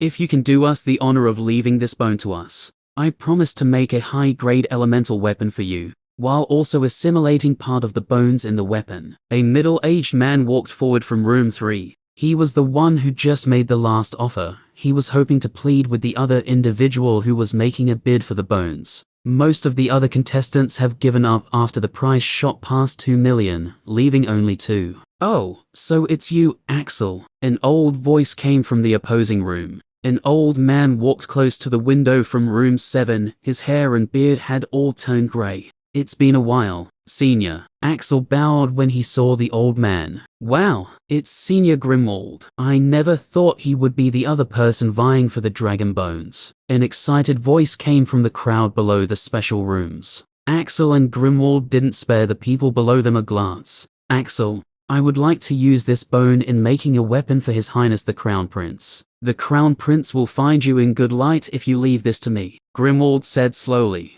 On hearing the Crown Prince being brought into the issue, a look of apprehension appeared on Axel's face. If Grimwald was the one who wanted it, then he wouldn't mind struggling with him, since they were rivals in forge mastering. The Maverick family is one of the few families who were behind the second prince. Axel turned to the first room, waiting for the decision made by the second prince. It's fine, you can let brother have it, the second prince said with the same soft smile he wore from the start. 2,600,000 essence stones, Grimwald said while looking in the direction of the second prince. The second prince smiled in response to his subtle provocation. Verla waited for a few seconds, after seeing that Axel had already gone back to his seat, not making any plans of bidding. she concluded the auction, handing the dragon bones over to Grimwald. Gray was watching everything happen from his room. He could guess from the conversation of Axel and Grimwald that they were Forge Masters, but each was supporting a different candidate for the throne. He didn't stay in the auction a moment longer. After Verla concluded the auction, he immediately left his room, heading out of the building. He saw the young lady who attended to him standing outside the room. "Are you leaving now?" the young lady asked hastily.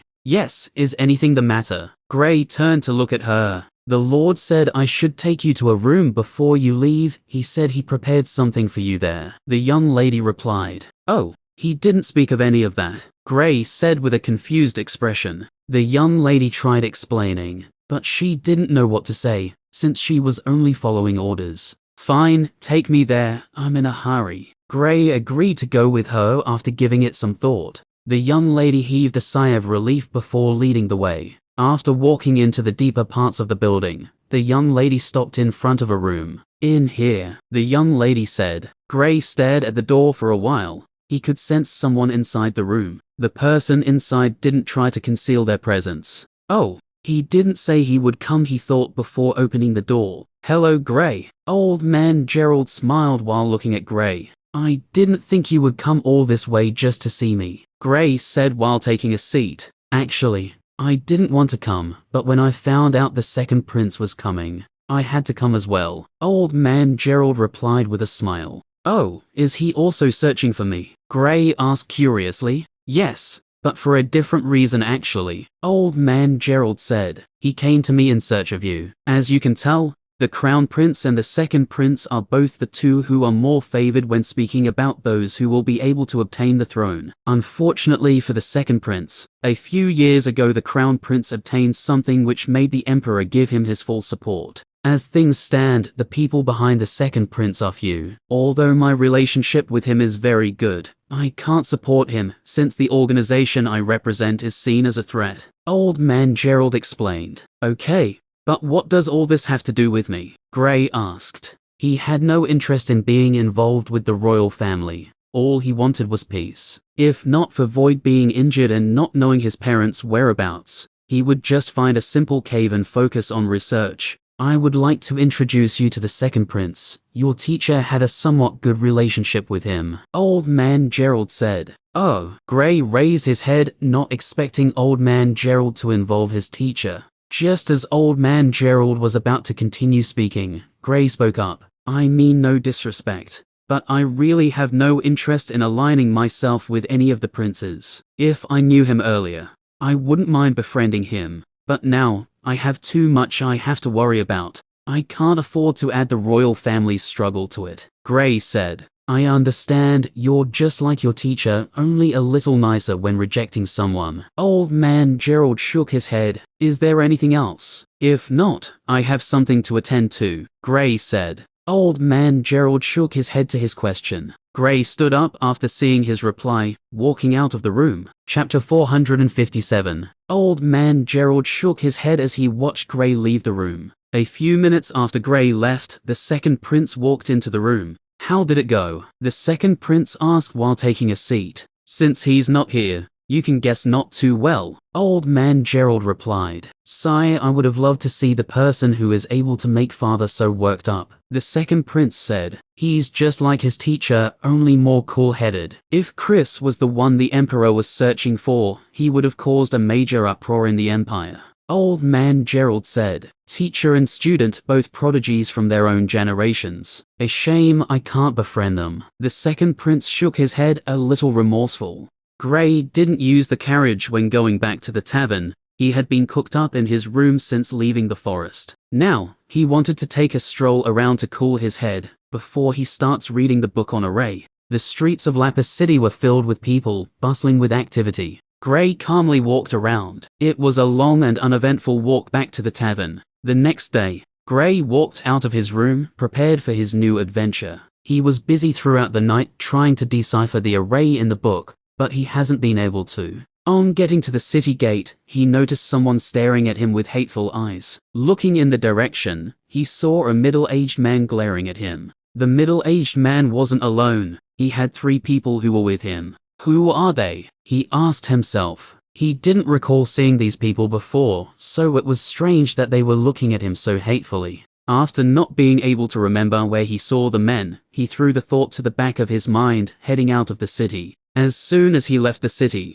the men stood up from where they were sitting, heading out of the city. They paused when they walked past the city gate. The reason for this was because Gray was nowhere to be seen. Damn it, that guy escaped, one of the men said. HMPH, he's lucky. After messing with us some weeks back, he hid. Now that he has reappeared, he ran away again. The first man Gray saw said. The group stood outside for a few more minutes, looking around. After not seeing Gray, they walked back into the city, the magical beast's forest. Gray could be seen dashing through the forest at a fast pace. He realized that the group he saw wanted to make trouble with him. Although he could kill them easily, he wasn't interested in allowing for such unimportant people. It didn't take long before he got to the 6 kilometers mark. Looking around, he noticed the stages of the beasts around had dropped compared to the time he first came here. Looks like the forest has returned to normal, he mumbled softly. He looked around for a second before bolting straight into the forest.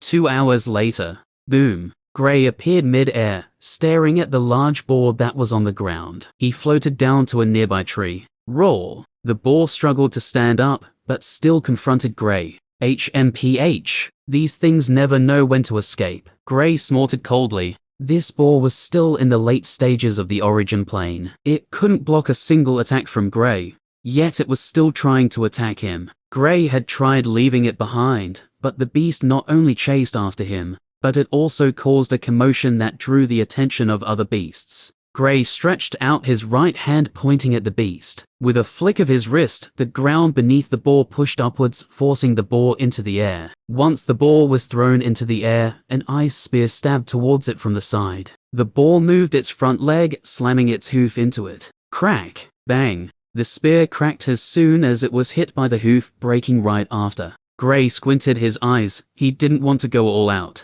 since he wanted to reserve his strength. Guess I'll have to rest after killing this boar. It will also make a nice breakfast, Gray thought to himself. He disappeared from his spot, appearing by the side of the boar. He enforced his fist with the fire element, punching the stomach of the boar. The boar, which was still trying to find where Gray disappeared to, was sent flying. Crash! Bang! The boar slammed into the ground. Just as it landed, Gray appeared in front of it again, punching into its head. The force behind his blow was so powerful that the head of the boar exploded with a bang. Gray opened his hand, staring at the small core in his hand. He used the water element to wash the blood and gore off the core, before tossing it into his mouth.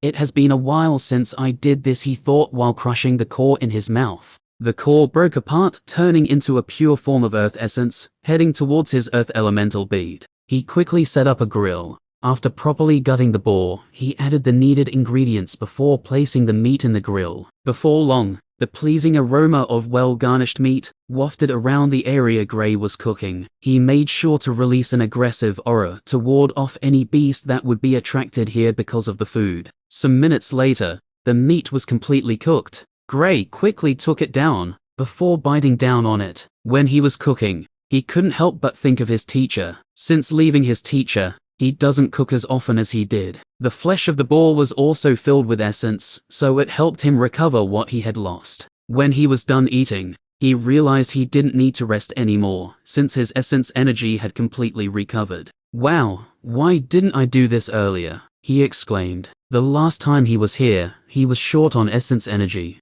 because he was running from beasts almost throughout the time he spent here. If he knew of this then, he wouldn't have been in a difficult situation. He quickly started his journey once again. Since there was no need to rest, he wanted to get there as soon as he could. 4 hours later. It should be around here. Gray brought out the map he had with him, staring at it. He was holding onto a small piece of meat with his right hand, occasionally taking a bite from it as he studied the map. Just when he wanted to continue walking forward, his expression changed. Oh, crap, he said softly as he looked in front of him. A large black jaguar could be seen lying casually on the ground. The aura it was releasing was that of an overlord plane expert. Gray slowly retreated, hoping the jaguar wouldn't be disturbed by his steps. After taking only 8 steps, the eyes of the jaguar snapped open. Why the hell am I so unlucky? He asked with a sad expression. This jaguar was at the peak of the early stages of the overlord plane, just a little bit away from the mid stages. There was no way Gray could fight against it.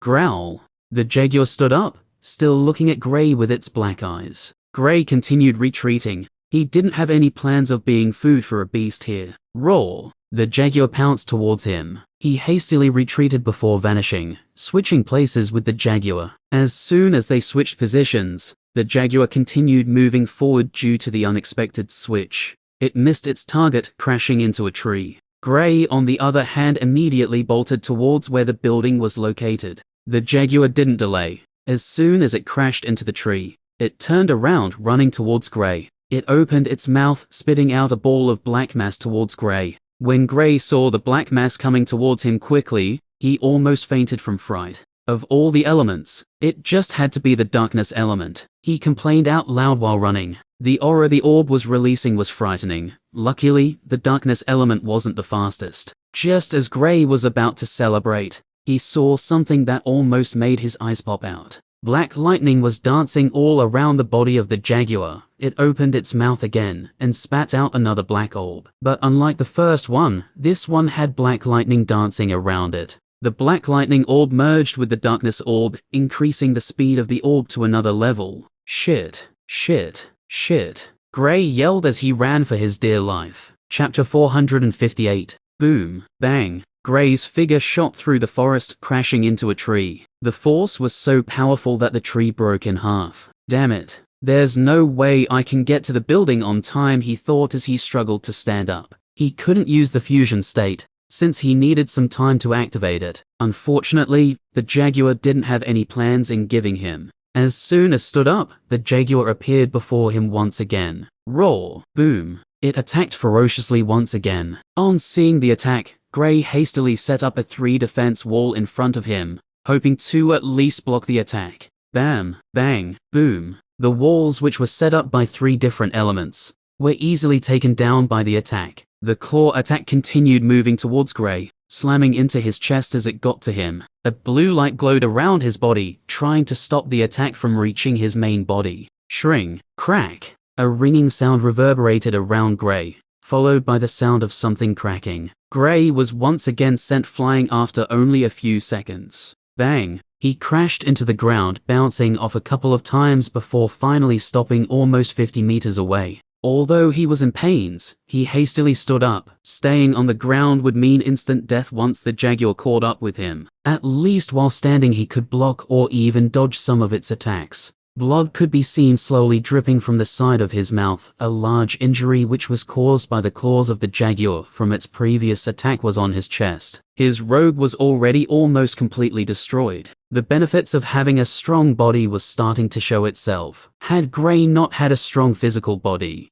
then there was no way he would be able to stand up so quickly even after being injured strongly by the jaguar. The blue vest is broken, Gray thought when he recalled the ringing sound he heard previously. If not for the blue vest, then he would have been more seriously injured compared to his current state. The jaguar once again appeared before him, not giving him any time to think before it attacked him once again. Gray hastily dodged to the left, but he was met by the jaguar, which had already appeared in that direction, before he was even able to get to the spot he hoped to land. He hastily changed his direction, blinking a few meters to the right, managing to dodge a surprise attack by the jaguar. The jaguar didn't give up, chasing after him once again. Given the speed it had, it was child's play for it to catch up to Gray. Boom. It attacked again, but Gray was able to narrowly escape the attack this time. He continued running towards where the building was, hoping he would be able to get there before the jaguar could finish him off. Bam! He felt a stinging pain from his back, before being sent forward with a claw attack from the jaguar once again. Unlike the first time,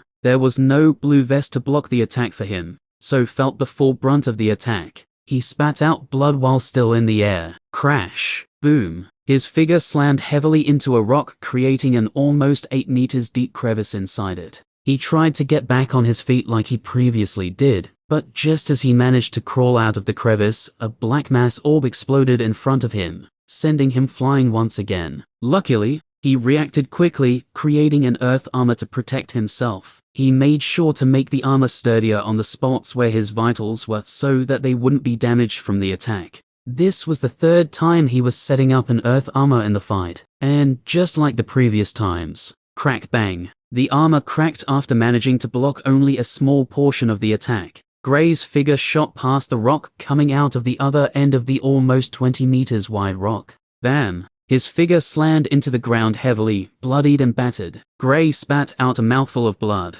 after managing to only get back to his knees. Pain was racking every single inch of his body. He was certain that a few of his ribs had been broken, and if things continued in this manner, he wasn't sure how long his body would be able to hold. To get honest, he didn't think he could withstand another one of the Jaguar's attacks. Damn it. How come this one is this far out? I thought the forest had returned to normal. How unlucky do I have to be to encounter this beast while it was sleeping? He questioned himself. He couldn't help it. He was starting to lose hope. This was a dire situation he rarely found himself in. In most of the times he was in such a situation, he would have a plan to be able to escape. But in this case, he could actually see the light fading. Damn it, am I going to die here? Not even being able to heal void. He questioned himself, hating his weakness. He hated feeling this way, hopeless. While his thoughts were running rampantly, the Jaguar appeared in front of him again, slowly walking towards its fallen prey. It didn't immediately attack since it knew Gray wouldn't be able to escape even if he wanted to. Gray raised his head defiantly to stare at the eyes of the Jaguar,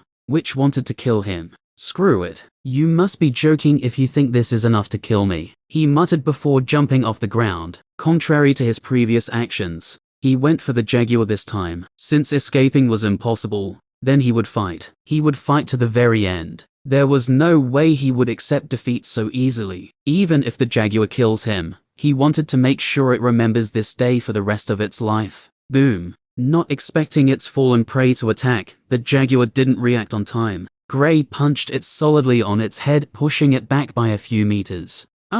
With a burst of powerful fighting spirit, Gray started to rain down punches on the head of the Jaguar. This time, he threw all caution to the wind, attacking like a madman. All his punches were enforced with 5 different elements: the water, earth, fire, lightning, and darkness. Since he didn't know any attacks from the space element, he didn't use it, nor did he use the wind element, since he felt it was too weak. His bloodshot eyes would send terror into the eyes of anyone who sees them. Unfortunately, this state wouldn't last for long. Gray, as well as the Jaguar, knew this very well. The Jaguar tried attacking Gray, and although it was able to send him flying, it suffered a deadly attack to its neck. With Gray not bothering to try to defend himself apart from his vitals, he could be regarded as a mad beast, attacking freely without a care in the world. When the Jaguar attacked him, it stopped defending, which gave Gray the opportunity to rain a few punches at it before he was sent flying. As soon as he landed on the ground, he shot towards the Jaguar once again, chasing after it.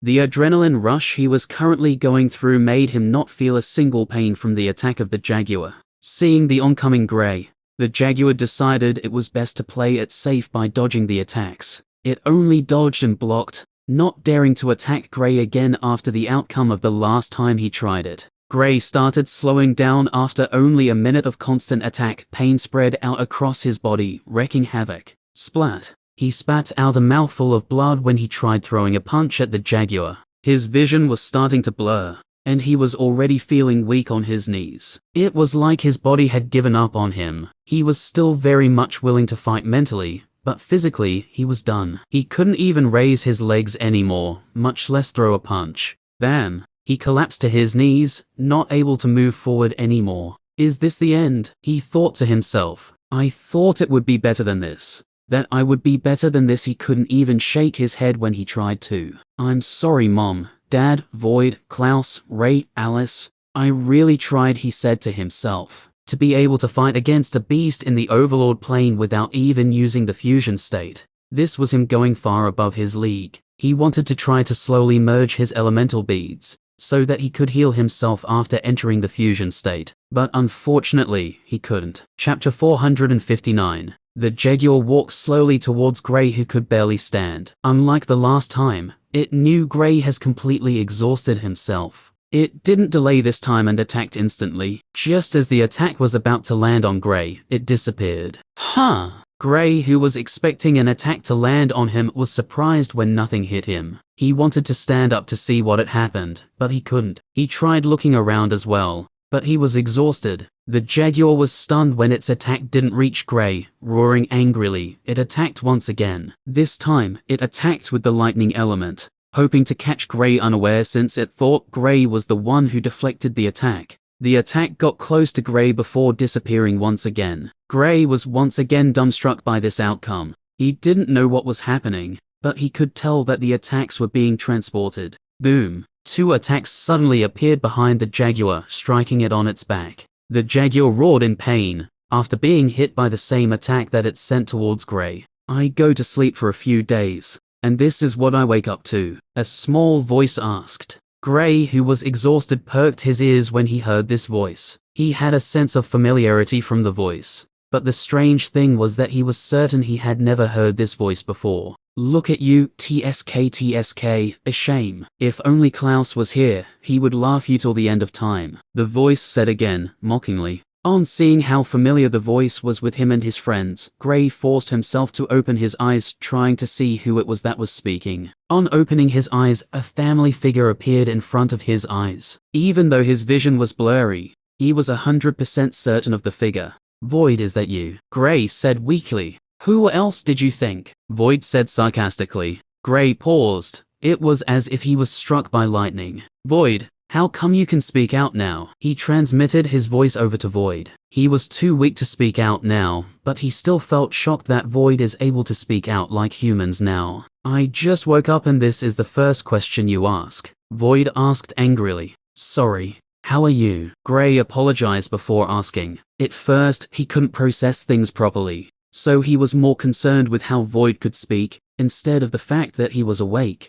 I'm doing fine. I really enjoyed my sleep. Void replied. A sense of ecstasy could be detected from his tone. Sleep? What sleep? Your consciousness was injured. That was what everyone told me, Gray asked, confused, before telling him what happened. PFFT, as if I was only sleeping, although I was a little bit injured from holding on too long. But after taking the drop of liquid you gave him, I was okay. I just need some rest and I'm good as new, even better. Void said, laughing. What? Gray exclaimed in shock. He couldn't believe Void was only sleeping all this time, and he had been worried sick because of him, even going as far as coming to the dangerous magical beasts forest to try and find that liquid. He was even almost killed. I'm fine, I was only sleeping. Stop acting like you don't sleep as well, Void said. His voice was almost like that of a 5-year-old child, strange, yet soothing to the ears. Other than his arrogant and sarcastic tone, he could totally pass off as a child. Gray wanted to reprimand him,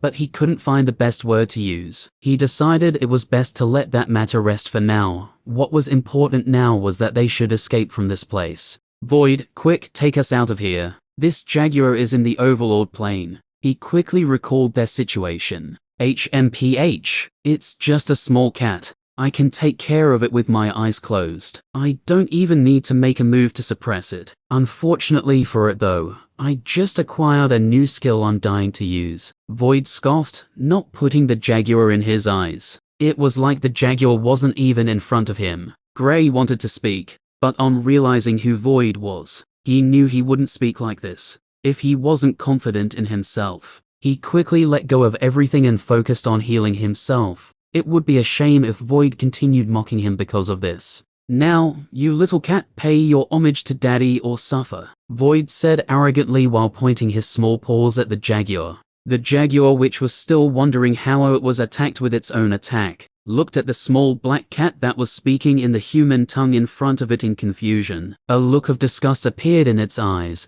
It was as if it didn't take Void to be anything important. Void was enraged when he saw how the jaguar was staring at him. Given the contrast in size between the duo, one could confuse him to be the child of the jaguar, since it's still black in color. I guess you have chosen to suffer. Don't say I didn't warn you after you're dead, Void said coldly. He stood on his hind legs, spreading out both hands. A terrifying aura started radiating from his small body, and for the first time, fear appeared on the face of the jaguar. The aura Void was radiating was both aggressive and oppressive. He was giving off a special aura that was forcing the Jaguar to stay put. It wanted to run away, but it couldn't. You low-leveled creature, daring to act wildly in front of your daddy. I'll teach you some manners, Void said arrogantly. Gray, who was by the side, was left amused and surprised by how Void was acting, and the aura he could sense from him. If he didn't know that it was Void, he would have thought that there was another beast in the area that was giving off this aura. Suddenly, a deadly aura started to spread across the forest. On sensing it, Gray couldn't help but tense up. He had sensed this aura before, space turbulence, but he couldn't see it properly, so he didn't know the extent of the strength.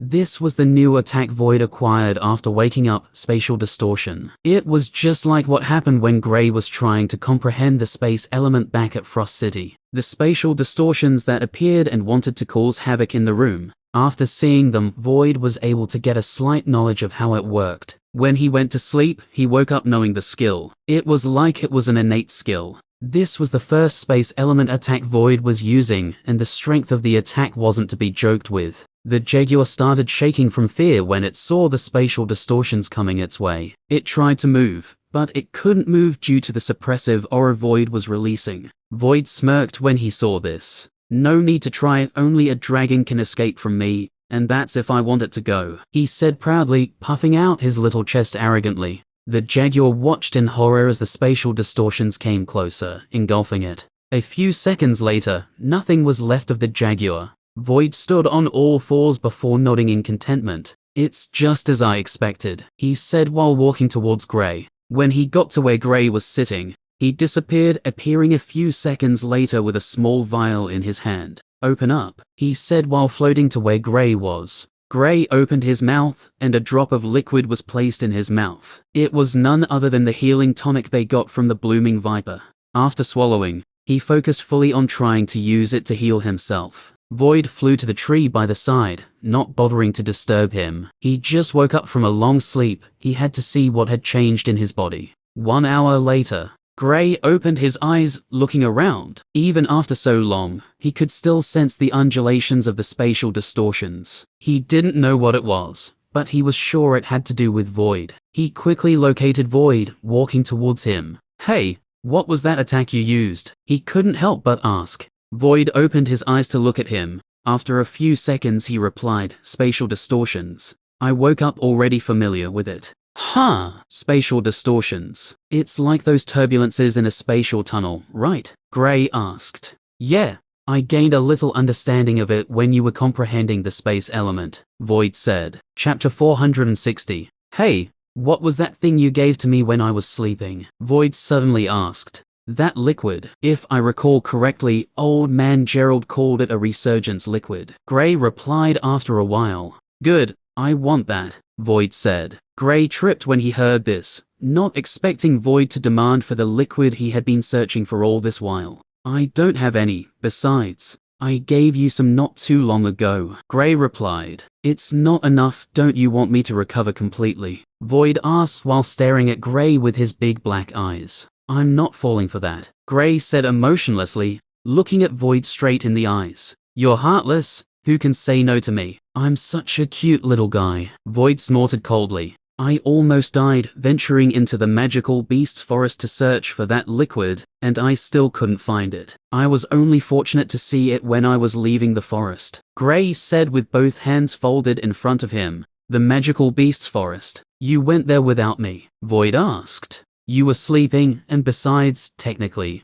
I did take you along since you were in my ring all this while, Gray replied. Void's expression suddenly changed when Gray spoke of his storage ring, but he quickly hid it. Unfortunately, Gray sensed that something was wrong when he noticed the slight change in his expression. Void, what did you do? Gray asked slowly. Nothing. So where are we? Void quickly changed the topic. Gray's expression fell when he saw this. Without even waiting for anything, he quickly sent his spiritual senses into his storage ring. His eyes widened when he saw the state of the ring. You thieving cat, where are they? Gray asked while pointing at Void. I have no idea what you're speaking about, Void said while looking around, clearly avoiding Gray's eyes. All the herbs and essence stones are gone. You're the only one who can enter this place, spit them out, Gray said. All the herbs he gathered while he was in the magical beast's forest was nowhere to be seen. Even what was left of the essence stones in his storage ring was gone. Void was obviously the only culprit.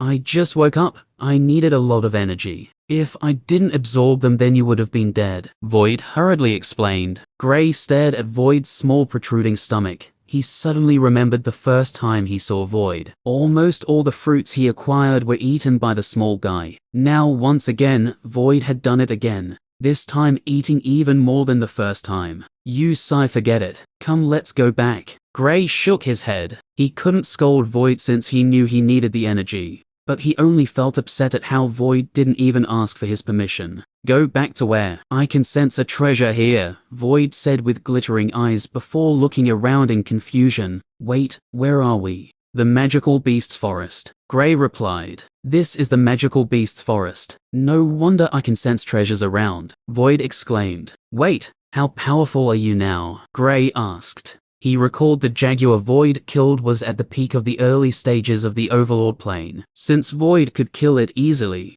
it meant he was at least in the early stages of the overlord plane. I'm a rank 5 magical beast now. Wait, how come you're still so weak? Void declared proudly, before staring at Gray in confusion. Gray threw a glance at Void, not even bothering to answer him. He had been so focused on getting a cure for Void that he completely left cultivation by the side. If not for the red lightning orb he absorbed, then he would have still been in the 7th stage of the origin plane. The early stages or the mid stages? He asked. I just broke through, so I'm still in the early stages, Void answered. How come that jaguar couldn't fight back? Gray asked. Although he didn't see the fight, he knew Void was the only one who attacked, and he clearly heard Void bragging while he was attacking. It's a low-level beast, of course it would freeze in awe when in the presence of his daddy, Void said proudly, puffing out his chest. Gray rolled his eyes when he saw how Void was acting. Even after being asleep for so long, he was still the same.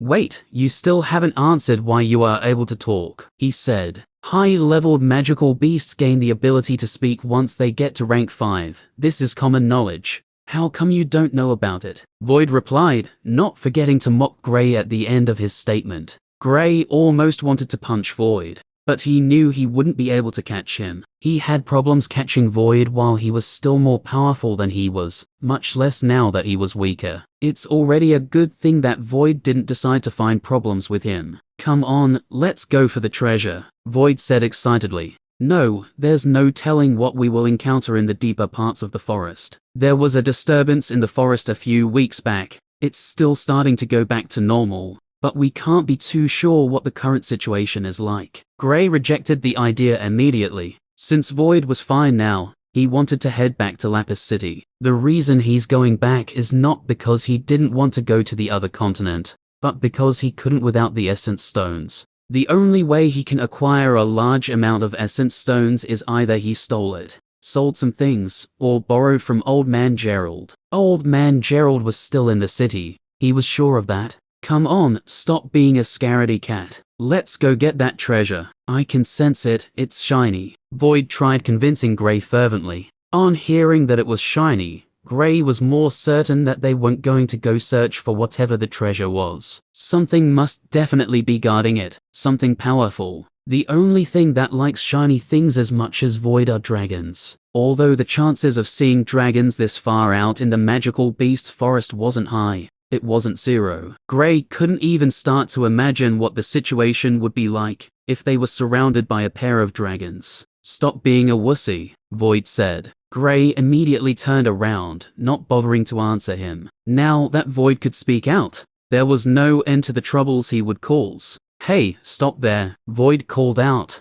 Gray continued walking away. Void turned to look in the direction of where he could sense the treasure, and the direction that Gray was headed. Just as he was about to complain, he sensed something from another direction. Two things in particular. One was a powerful aura he didn't want to see. The other was a strong spatial undulations. Hey, there's a spatial undulation coming from that side. Void suddenly appeared on Gray's shoulder, using his small paws to show Gray the direction the spatial undulation was coming from. Yeah, I'm aware of that. Actually, That was where I was headed, but you've unfortunately used up the essence stones, Gray explained. Oh, where does it lead? Void asked curiously. You wouldn't believe it, Gray said, refusing to tell Void where it led. I would. Come on, tell me. Void started pestering. If you behave properly, I might just tell you before we get back to the city, Gray said with a smile. But I'm always well behaved. When have I ever behaved improperly? Void asked.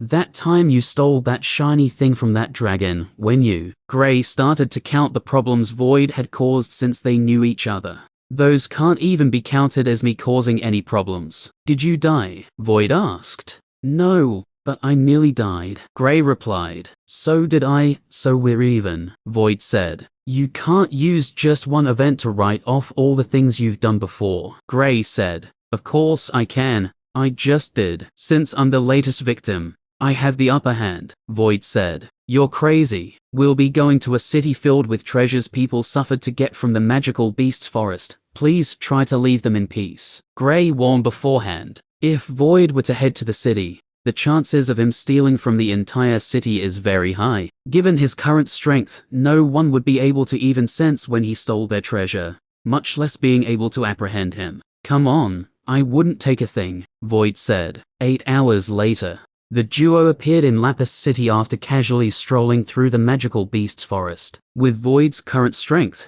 Gray didn't need to fear anything as they walked back. Chapter 461. Treasures. I can sense treasures, Void said slowly. Void, no stealing, Gray chided. You're no fun at all, you're still so boring, Void complained. I'm not done speaking yet, Gray said with a mysterious smile. On seeing Gray's smile, Void immediately became excited. He could tell that Gray had a plan, and it involved stealing. I have some targets you can steal from, Gray said while staring at a figure afar. Even though he wasn't close to the figure, he could still recall it, since he saw this person earlier today. It was the person he saw earlier this morning when he was leaving the city, the guy who was staring at him maliciously. The sun had already set by the time they got back to the city. Gray has contacted Old Man Gerald before they got back to the city. It was just as he expected, he was still in the city. Not only him, but even the second prince was also still in the city. Gray walked in the direction of the man who was staring at him maliciously. The man was unaware of the duo who were following him. After he got into the city, he started walking around the city, heading towards the southern part of the city. Void had confirmed that the man had some things with him, even without his confirmation. Gray had already gotten the feeling after seeing how full the bag the man was carrying was. They followed the man for almost 10 minutes before he walked close to an empty alley. Gray didn't even wait for him to get to the alley, quickly using the switch skill on him. The man who was walking in the street was stunned when he suddenly appeared in a lonely alley. Fortunately, he wasn't walking quickly, so he didn't slam into the walls by the side of the alley. Although it was already evening, it was still quite bright due to the almost full moon. Who's there? The man asked, looking around. Gray walked into the alley, his robe properly covering his face. As soon as the man saw him, he recognized the figure since he was chasing after him this morning. It's you. I've been waiting for you, the man yelled, pointing at him. He dropped his bag by the side, quickly sending out an attack. He was surprisingly a water elementalist. No need to fight, I'm leaving now. Gray chuckled before disappearing into the darkness. Boom. The water arrows the man shot towards him hit the empty ground fiercely. Huh, the man said, surprised, looking around trying to find Gray, who was currently nowhere to be seen. After almost a minute of searching, he affirmed that Gray was no longer in the alley. HMPH, coward. He snorted coldly before walking in the direction of the corner he kept his bag. When he got there, his eyes widened. It should be here, he muttered before checking the other side of the corner. He searched for almost 3 minutes, yet he still couldn't find it. It's him, no wonder he ran away so quickly. He's the thief, the man said angrily. He rushed towards the street he came from, hoping to catch a glimpse of Gray. Unfortunately, he couldn't find him. Damn it, I'll kill him, he complained while walking in another direction. On another alley, Gray and Void could be seen going through the bag of the man. HMPH, he doesn't even have anything shiny, Void said coldly before pushing the bag in Gray's direction. Gray shook his head before taking a look at the bag. It didn't have many things that are of value. But luckily, there were around 5 mid-grade essence stones, and also around 15 low-grade essence stones. There were also a few things that he felt should be of value, but they wouldn't cost much. With a wave of his hand, he kept all the things he thought were of value. Before burning the bag to ash, he had no use for the other things, nor did he care about the bag. Hey, the night is still very young. How about we find some targets? Gray asked. Now you're talking. The next target should have something shiny, Void said happily. We can't be certain if there's anything shiny that will be of value, but we'll see what we can find. All I need are essence stones. Without it, there's no way we can head to the next continent, Gray said. Fine. Void nodded. Gray smiled before turning around, leaving the alley. The only reason he was doing this was just for the fun of it. He had been too serious since he thought he hurt Void, so now he needed to vent. Although he wanted to steal, he didn't plan to wantonly steal from people. He would pick his targets properly.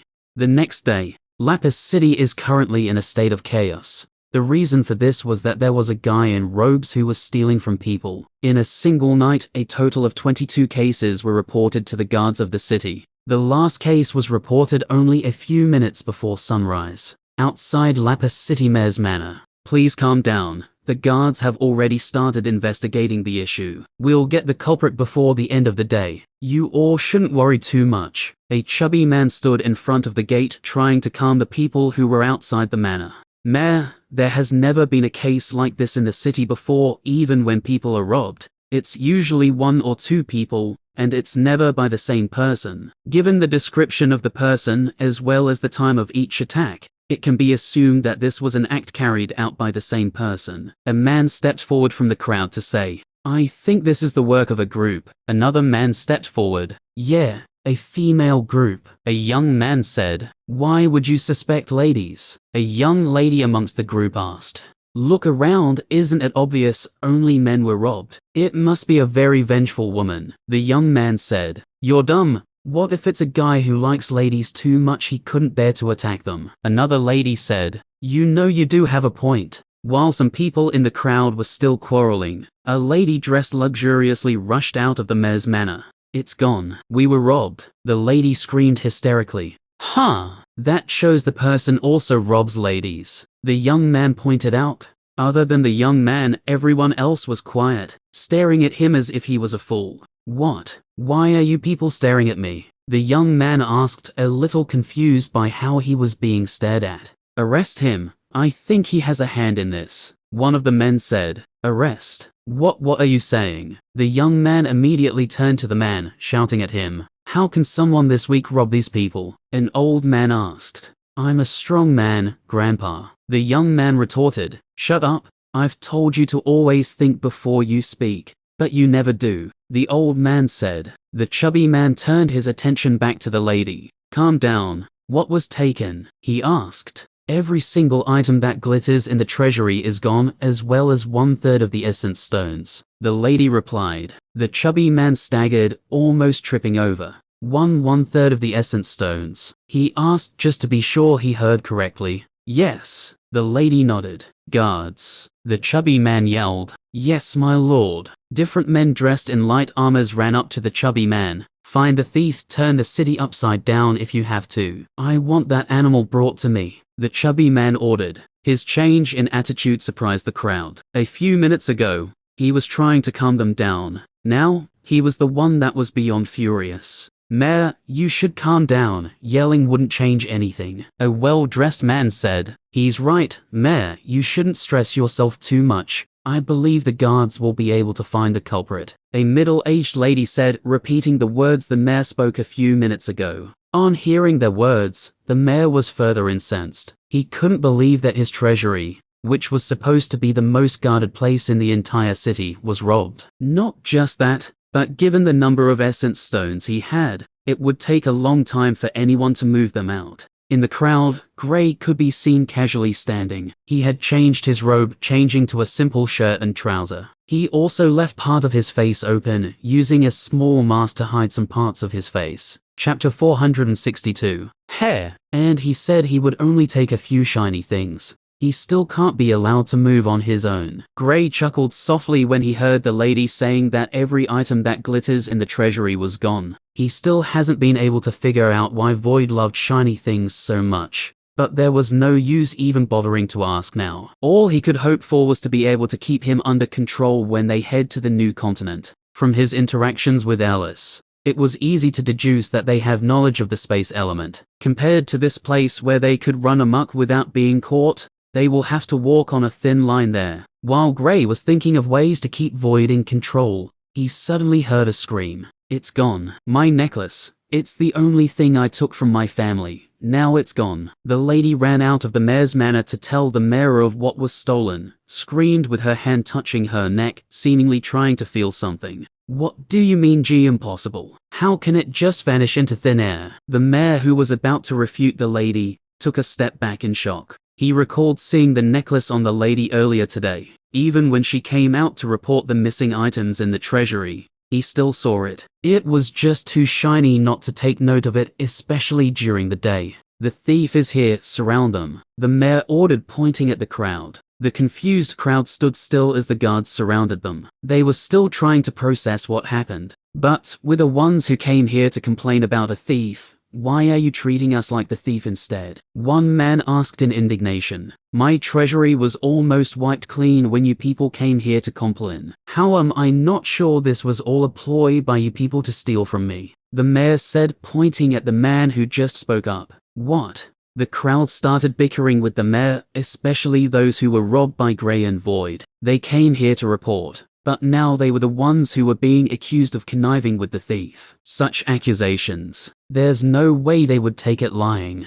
While all this was happening, Gray had slipped away from the crowd the moment he realized Void had stolen the lady's necklace. Although he could easily escape, he wasn't ready to be put in a difficult situation if any of the people were to accidentally recognize him. I thought you said you were only going to take some of it. Gray transmitted his voice over to Void, who was nowhere to be seen. I didn't take all of them. I only took the most important ones. Before I left, I overheard the guards saying they would report that everything was stolen and keep the rest for themselves. Void's voice echoed in Gray's head. Oh, so that's what happened, Gray said in realization. Well, after I heard them say that, I decided to take everything since they were going to put the blame on me. I wouldn't feel happy if I were to hear that I stole everything when I clearly didn't even take up to half of the items, Void explained. You do have a point there, but why the hell did you steal the lady's necklace? Gray couldn't help but ask. Void's reply was within Gray's expectations. It's shiny. Fair point. Let's go, Gray said while heading towards the city gates.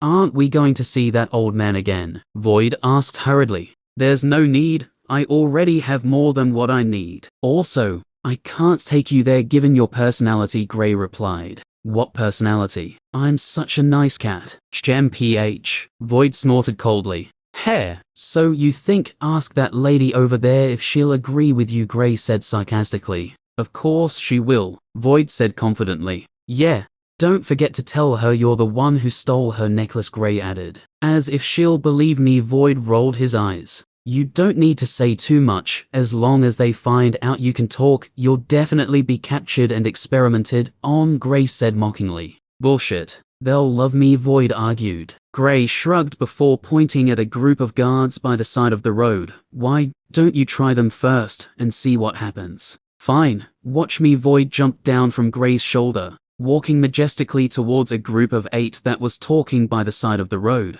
I think the person is very powerful. I mean, it's impossible to rob so many people in a single night. A young lady said with a shrug. We all know the person is powerful. Didn't you hear that even the mayor's treasury was robbed not too long ago? A young man said. What? The rest of the group exclaimed in shock. On seeing the expression on the faces of the others, the young man smiled since he knew he was the only one with the news. That's impossible. Isn't the mayor's treasury said to be the most guarded place in the city? Another young man asked. It is. But this person stole so easily from them without any of them finding out. Also, I know you guys are doubting me, but this news is 100% true. I can even vouch with my life. The young man said steadfastly.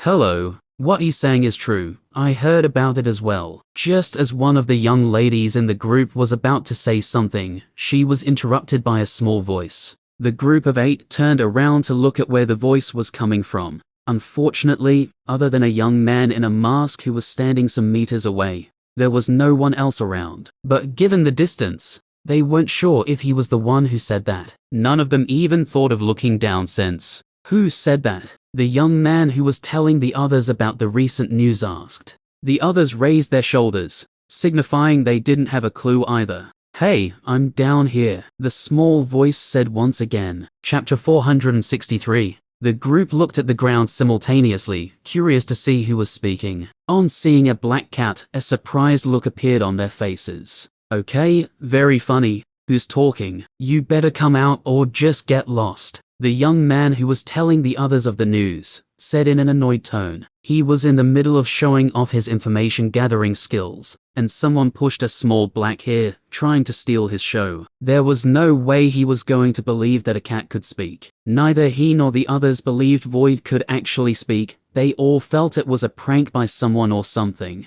What do you mean? I'm the one speaking, Void said angrily. The group of 8 was stunned when they saw Void's mouth moving as words came out. Oh, it's a talking cat. Now get out. The young man was the first to speak, turning his attention away from Void as if a talking cat was normal. The others turned around as well. Just as they were about to speak, they all paused, staring at each other as if struck by lightning. A talking cat. The young man stammered before turning around sharply, staring at Void in shock and horror.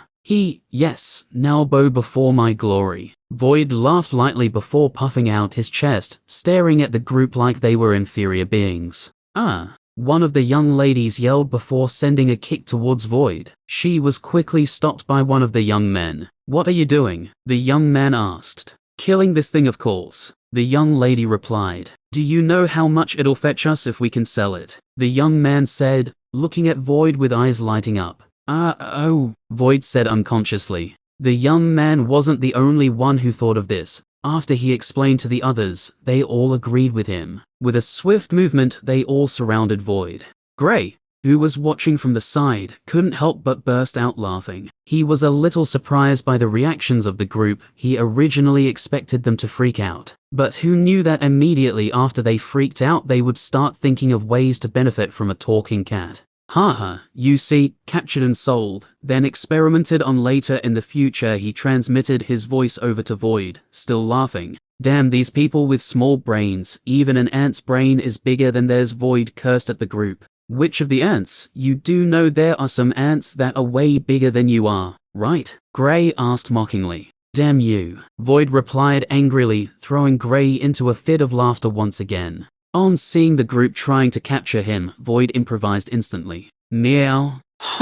The group was taken aback when they heard this. They unconsciously started to doubt if the cat was truly speaking previously. Just capture it first, we'll find a way to get it to speak later. The young man who brought the idea of capturing Void said to the others. The others nodded before using their elemental powers to try to trap Void in the encirclement. Damn you all, a bunch of morons. Void cursed out before vanishing. Where is it? The young man who was telling the others of the news was the first to notice that Void was nowhere to be seen. How could it escape so easily? One of the young ladies said. Search for it. It couldn't have gone far. The young man who brought the idea suggested. The others nodded before rushing off in different directions. Gray, who was watching from the side, shook his head in pity. He could already see Void's ploy the moment he didn't come to him. Since the group wanted to capture Void, Void planned on robbing all of them while they were separated. The most ingenious thing about his plan is that this group would claim to be robbed by a small black talking cat, and they would also say he was the one who robbed the others. Gray couldn't help but laugh just picturing the way people would look at the group as if they had gone mad. It was one thing believing a cat could talk, and it was another thing saying that a small black talking cat was the culprit of all the robberies that occurred over the night. The group would probably be locked up for saying stupid things after being robbed by Void. This was them suffering a double punishment just because they wanted to capture Void. Gray didn't leave his spot, waiting to see the outcome of the group who chased after Void. 5 minutes later, One of the young men from the group was the first to appear. He was looking haggard and horrified. What Gray found funny was that he was only in his underwear, and his hair stood straight, probably from suffering from lightning shock. A few minutes later, the others from the group started appearing one by one, all almost in the same state, shocked and in their underwear. Their looks soon attracted people towards them. All 8 of them had lost looks in their eyes, as if finding it impossible to believe what happened. The young ladies had it worse since they were half naked. Luckily, Void left them with their underwear. There was one in particular who seemed to be wearing what seemed to be an impromptu underwear. It was a piece of clothing that was used to wrap her chest. From her looks, it was easy to see that she was going through a lot. Gray shook his head while walking away. There was nothing else to see. Void had already exacted revenge on the group, even though he was pretty much the cause of it all. Although, he couldn't say they didn't deserve it, since they were planning to sell him to people who might do horrible things to him. Chapter 464. Lapis City Gate. Gray walked out of the city gate, but stopped when he saw a carriage waiting by the side. Even though he wasn't familiar with the royal family, he still knew their family insignia. Old man Gerald should be there as well, he thought to himself. He originally wanted to see him so he could ask for some essence stones, but since he had already obtained some, he didn't really see the need in meeting up with him anymore. He turned around, walking in another direction, so he wouldn't be seen by old man Gerald. Void soon appeared on his shoulder, a smug look on his face. Satisfied? Gray asked as soon as Void appeared. Yeah, pretty much. Void nodded. Where to now? He asked while looking around. Back to the magical beasts forest. We'll be leaving this place now. Gray replied. Finally, a new challenge. Void said happily. Yeah, just to be clear, they know of the space element, so you can't do things willy-nilly. Gray warned. That place must be awesome. Void said excitedly. Why did you say so? Gray asked curiously. Well, since they know about the space element already shows they're better than this stupid place. Void replied. Gray couldn't refute him, only the strength Ellis displayed had shown him the huge gap between this continent and that one. Not just the strength, but the knowledge as well, as something others his age in this continent didn't have. Alright, let's go, we'll speak with the others on the way, Gray said before charging into the magical beasts forest. He wanted to tell the others that he would be out of reach for the meantime, since he wasn't sure the communication device could connect given the distance. He also wanted to make sure the others wouldn't be too worried about him. 6 hours later. It took the duo only 6 hours to get to the location where the building was located. When Gray was passing by the spot where he was almost killed by the jaguar the previous day, he couldn't help but shudder. Luckily, Void woke up in time. When thinking of the jaguar, he recalled its core was inside his storage ring. Void was able to somehow remove the core, even though he killed the jaguar with his attack. Being the good cat he was, Void sold the core to him at the expense of 8 shiny things. Gray couldn't help but shake his head when he thought of how Void initially wanted 10,000 shiny things before he would give him the core. The duo stood outside the area where the building was located. Gray was a little tense since he didn't know if Void would be able to get through the array that was deterring magical beasts away. But to his surprise, Void didn't even stop, just walking straight in. Oh, there's that. I really need to stop looking at him, as if he's a normal magical beast, he said to himself. Void had proven countless times why Gray shouldn't put him in the same category as the other magical beasts, yet he still repeats it every time. Why are you still standing there? Come on, let's go. Void turned around and looked at Gray curiously when he noticed he wasn't moving. Did you feel anything stop you from going in? Gray couldn't help but ask. No, why did you ask? Void shook his head. Oh, there's an array here that deters magical beasts from going in, Gray explained. That's for low-level beasts. If a dragon or even a griffin come here, they can easily pass these things, Void said, his voice oozing with disdain for the array. Gray nodded before walking into the building. He planned to refine the core before heading to the new continent. He was still in the 8th stage of the origin plane, although this can be attributed to the fact that he hadn't really cultivated since leaving the Trail Land. He had only advanced in his stages because of comprehending a new element and also refining a treasure. I've used too many treasures for my advancements. Although it's not good since it would make my foundation weak, comprehending new elements has been able to remove that disadvantage, he thought to himself while walking into the building. He soon came to a decision that once he gets to the overlord plane, he would focus fully on cultivating without using any treasures, although he couldn't really be too sure. After getting into the building, he instantly sat down in a crossed leg position, taking out the black core. He swallowed it whole. This was the first time he was refining anything that had to do with the overlord plane, hence he didn't carelessly try to refine the core in a single instance, as he did with the cores of beasts in the origin plane. As soon as the beast core entered his body, a rich and large amount of elemental essence erupted from it, spreading across his entire body. The intensity of the essence was so much that for a few seconds, Gray was scared, thinking he bit more than he could chew. Luckily, his elemental beads started spinning quickly, before giving off a strange aura that was able to easily quell the spread of the essence. The wild elemental essence was quickly tamed. It soon started following the right path, not daring to cause any problems in Gray's body. Since the Jaguar was a lightning and darkness dual elementalist, it was filled with both elemental essence. The essence separated into two parts, one flowing into his darkness elemental bead, while the other headed straight for his lightning elemental bead. It's just like what happened when Alice's dad tried to suppress me with his overlord plane aura, Gray thought, when he sensed the aura his elemental bead spread out. He knew this had to do with the orb he absorbed, but he still didn't know anything about it. Since he couldn't come up with why this was happening, he decided to focus on advancing his stage. Chapter 465. Boom. An energy wave exploded out with Gray at the center. His body was covered with 8 different elements, giving off a beautiful but dangerous feeling. Void, who was watching from the side, gasped when he saw this, taking a few steps back unconsciously. He didn't dare to go anywhere near Gray. After Gray's body started to give off the energy,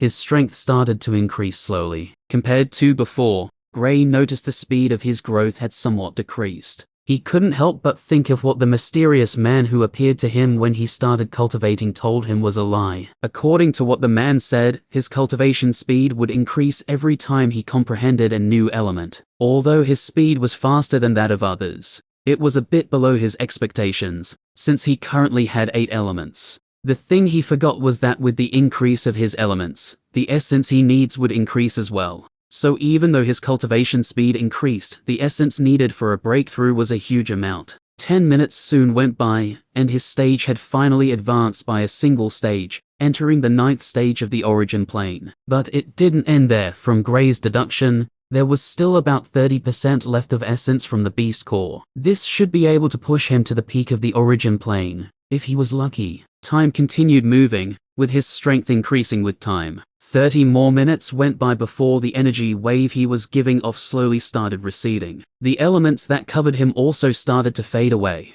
Void looked at Gray and muttered the word monster in a low voice. The aura Gray was currently giving off was something that could rival someone who is in the early stages of the overlord plane. One has to recall that the difference between an overlord plane elementalist and an origin plane elementalist was almost as big as the difference between a pond and a lake. This was something that was usually insurmountable for most people, but just from the aura Gray was giving off, Void was 1000% sure he could go toe-to-toe with an overlord plane expert, without even using his fusion state. Phew. Gray breathed out a black gas.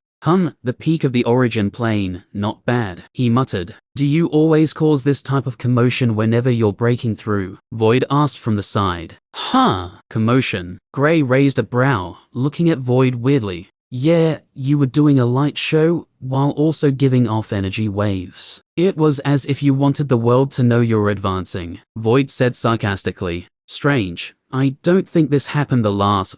Just as Gray was about to speak, he recalled Reynolds asked him this question as well, when he was breaking through to the 8th stage as well. I can't help it. It happens unconsciously. This is why I've stopped breaking through in places where there are people, Gray explained. Okay, but given your array of elements, this would cause a problem if people find out, especially your enemies, Void warned. Unlike you and Klaus, I don't go around making enemies. Anyone who I think will take me as an enemy will be removed from the picture as quickly as they start hating me, Gray said casually. You're such a cold-hearted person, Void said. It's called taking precautions. I'd rather wipe out an entire family than to leave someone who would endanger my family and friends. Gray replied. He soon took out the communication device. He still hasn't spoken with the others. Once he goes through this array, he isn't sure of when he can return, but he will try his best to come back within 6 months at most. He planned to take his friends there as well, since it would make them grow faster. Increasing his strength wasn't his only goal. He wanted every single individual close to him to be powerful as well. Klaus was the first person he contacted. The reason for this was that he had left a ton of messages waiting for him, and they barraged him as soon as he sent his spiritual senses into the device. After sending the message, Klaus replied instantly just as he expected. It was almost as if he had been waiting for him. Where have you been? I've been leaving messages since last week, Klaus said a little exaggeratedly. Klaus, we spoke 2 days back. Since when has a single day turned into a week? Gray almost facepalmed. I thought you were dead. I was about to start heading in your direction. Klaus replied. You're still alive. Why would I die when you, the one who offends everyone he sees, is still alive? Gray rolled his eyes. Forget about that. So, I wanted to ask, how do you escape from an encirclement that consists of 2 Overlord plane elementalists and 20 Origin plane elementalists? Klaus suddenly asked. Gray's expression changed when he heard this. Where's the principal and instructor Blake? They're part of the encirclement, Klaus said in a low, embarrassed voice. Gray froze when he heard this, part of the encirclement. Yeah, I kind of accidentally destroyed his old friend's mansion when I was training. Klaus coughed a few times while explaining. You purposely did it, didn't you? Gray shook his head, a little worried if this friend of his would live a long life. He was talking shit to my dad. What did you expect me to do? Klaus said angrily. Fair enough. But why is the principal part of the encirclement then? Gray asked, confused. He was bathing when I destroyed the building, Klaus replied with a chuckle. Gray's eyes twitched a few times when he heard this. All right, you should stay still, so that the principal can teach you a lesson. Nonsense. I feel I still have a chance to get out of this. Klaus rejected his idea immediately. Who was Gray kidding? His father would beat the hell out of him if he was caught. Chapter 466. How good are you at lying? Void suddenly spoke up. Gray was a little taken aback when he saw Void butting into the conversation. Yeah, you have a plan. Klaus's reply came shortly after the question. Of course, since the principal was bathing, there's no way he would have seen you destroying the building. Why don't you say you were having a battle with someone? Void suggested. Oh, that might actually work, Klaus replied. I don't know who you are, but I suddenly like you. Wait, who are you again? Klaus could tell Gray wasn't the one speaking, so he wanted to confirm who it was. It's Void. Void replied. Come on, stop joking. Void is a magical beast, and besides, he's still in an unconscious state. Klaus immediately refuted. He hadn't seen any magical beast speaking before, so there was no way he would believe Void was the one speaking. It really is Void, Klaus. He woke up yesterday and started talking, Gray said. Even he knew it wouldn't be easy to convince Klaus since he wasn't here with them. Wow, amazing. Void, quick, say something else. Klaus yelled excitedly. Gray was stunned at how quickly Klaus was able to accept the fact that Void could talk. He was even thinking of ways to convince him, who knew he would immediately accept it. Hello, Void said, a little confused. Good, now, can you come over? I have a mega job, and I can't do it without you, Klaus said, completely forgetting about the fact that he was surrounded and would be beaten soon. Aren't you forgetting your current situation? Gray asked hopelessly. Don't worry, I'm currently hiding deep in an underground tunnel I accidentally found. It would take a few more minutes before they can find me. Void, what do you say? Me, you, a large hole just waiting for us to take it. Klaus continued speaking to Void. I think this is where we stop the communication. I also need to speak with the others. I'll be going on a journey to a place where I can't communicate with you guys. I only wanted to let you know before leaving, so you won't be worried, Gray said, halting any of Klaus's plans of getting Void to steal something. But wait, you're leaving, and there's no way to communicate with you. Klaus wanted to argue with Gray before he processed what Gray said. Correct. Gray nodded. Where are you going? Klaus asked hastily. Well, I don't really know how to describe it yet, but I think my parents are there. Don't worry, I won't stay for long. Once I've seen the place, I'll come over to take you guys along, Gray explained. Damn you. Take me with you if you're going to someplace new, Klaus yelled. No, first of all, I have no knowledge of this place. Secondly, given your track record, you're bound to get us in trouble. I'm still thinking of how to keep Void in order. If you're added to the mix, then we'll die within a few hours. Gray refused, making sure to tell him the reason for his refusal. Bullshit, Klaus and Void said simultaneously. See, Gray said, using this as a confirmation of their behavior. Fine, but make sure you don't die, Klaus said after finally deciding to agree with him. Do I look like someone who walks around causing trouble? Gray asked. Of course. Have you seen your face? A damsel is bound to fall in love with you, and her suitors are bound to hate you, Klaus said while laughing. He does have a point, Void replied while scrutinizing Gray's face. That's why I always wear a mask. All right, that's all. Goodbye. Gray quickly ended the communication. If he didn't do this, Klaus would continue talking for the rest of the day, and he wouldn't be able to speak to the others in time. He wanted to make sure he got to the new place before nightfall. After ending the communication with Klaus, he spoke with Ellis and then Reynolds, telling them of his journey. He didn't forget to tell them Void was fine once again, which brought a little bit of joy to the duo, who was sad after finding out that he was leaving. All right, that's that. We should get going, Gray said while keeping the communication device. Void nodded before jumping onto his shoulder. Gray walked towards the middle of the mansion, carefully distributing the essence stones in the areas Ellis placed them. He was both excited and nervous at the same time, but he felt more excited than nervous. His blood was boiling when he thought of the new challenge he would face there. After seeing Ellis, he was sure that people his age were already in the Overlord plane there. There's even a chance of some being above the Overlord plane. Just the thought of this was sending fire all over his body. He wanted to go there fast. He wanted to start training again. There's nothing worth staying here for anymore. If I can't find my parents there, then I will make sure I train to become the most powerful elementalist there. I'll come back and search the entire Azure continent for them. If I still don't see them, then I'll turn the world upside down, Gray said resolutely. He didn't even flinch when saying this. He was oozing with utmost confidence.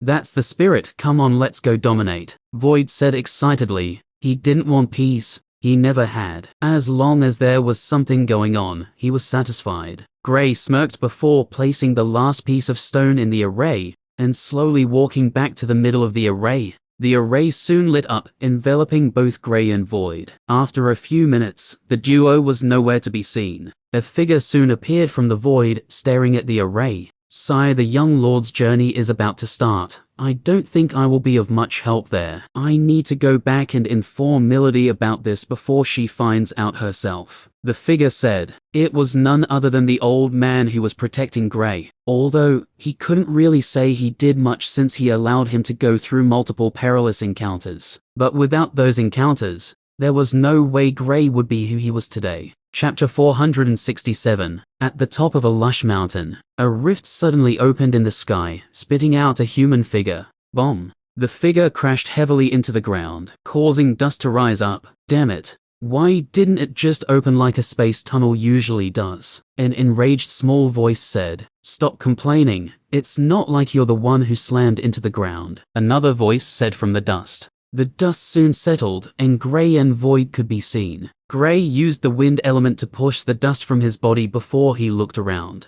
A mountain, he muttered. Wow, the essence here is amazing, Void exclaimed, attracting Gray's attention. Gray sent out his spiritual senses, and on sensing the intensity of the elemental essence here, he couldn't help but gasp. It was even higher than that of the Trail Land, although they didn't go deep into the Trail Land, so they can't be sure the highest intensity of the essence there. But from what they experienced there, the essence here was higher.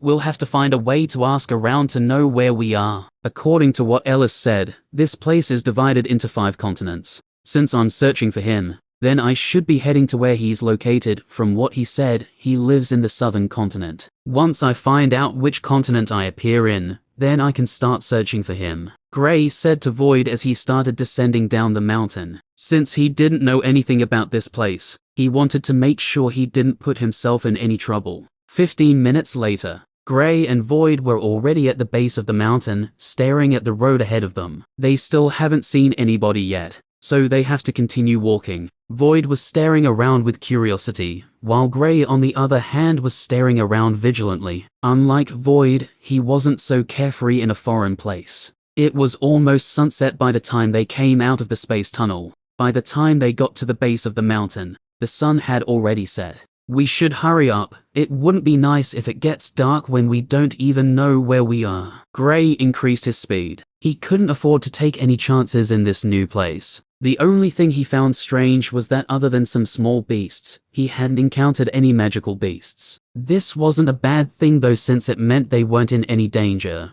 But there's also the possibility of this place being the territory of a terrifying beast. Given the intensity of the essence here, there's no way the magical beast wouldn't be in the overlord plane. It's most likely going to be higher. Void wasn't the least bit bothered by this. He was carefully looking around, hoping to see something that might be able to catch his eyes. After walking for a few minutes, they started hearing voices of people. This brightened the mood of Gray, since it meant he would finally be able to find out where he is. Be careful. I can sense a strange energy coming from that direction. Void spoke up as they got closer to the place. Gray increased his vigilance on hearing this. Void wouldn't carelessly warn him if his senses weren't correct. His mood once again took a turn, and he almost wanted to wish he didn't encounter this particular set of people. He concealed his aura with the help of Void, before they walked closer to the direction of where the sound was coming from. Ha ha! These barbarians are so stupid, they will believe whatever they are told. A hearty laughter rang out from a camp which a fire lit in the middle. Of course, what else do you expect from them? We'll be able to make some money once we sell them to the arena, another man said. In the camp, there were 7 people sitting around the fire, drinking wine while wolfing down the meat of a boar. Beside them, there were 3 cages that were around 4 meters high and 8 meters long. There were people in all of them. These people were covered with beast skin clothes, unlike what the people who were sitting by the camp were wearing. They all had fiery eyes ready to attack at any time. A collar was around their neck, seemingly impossible for them to remove. I'll kill you all, a large man inside the cave said angrily. Ha ha. How? Although you people are strong, but with that collar on your necks, there's no way you can manipulate your elements. One of the men sitting by the side said with a laugh. The large man tried to remove the collar from his neck,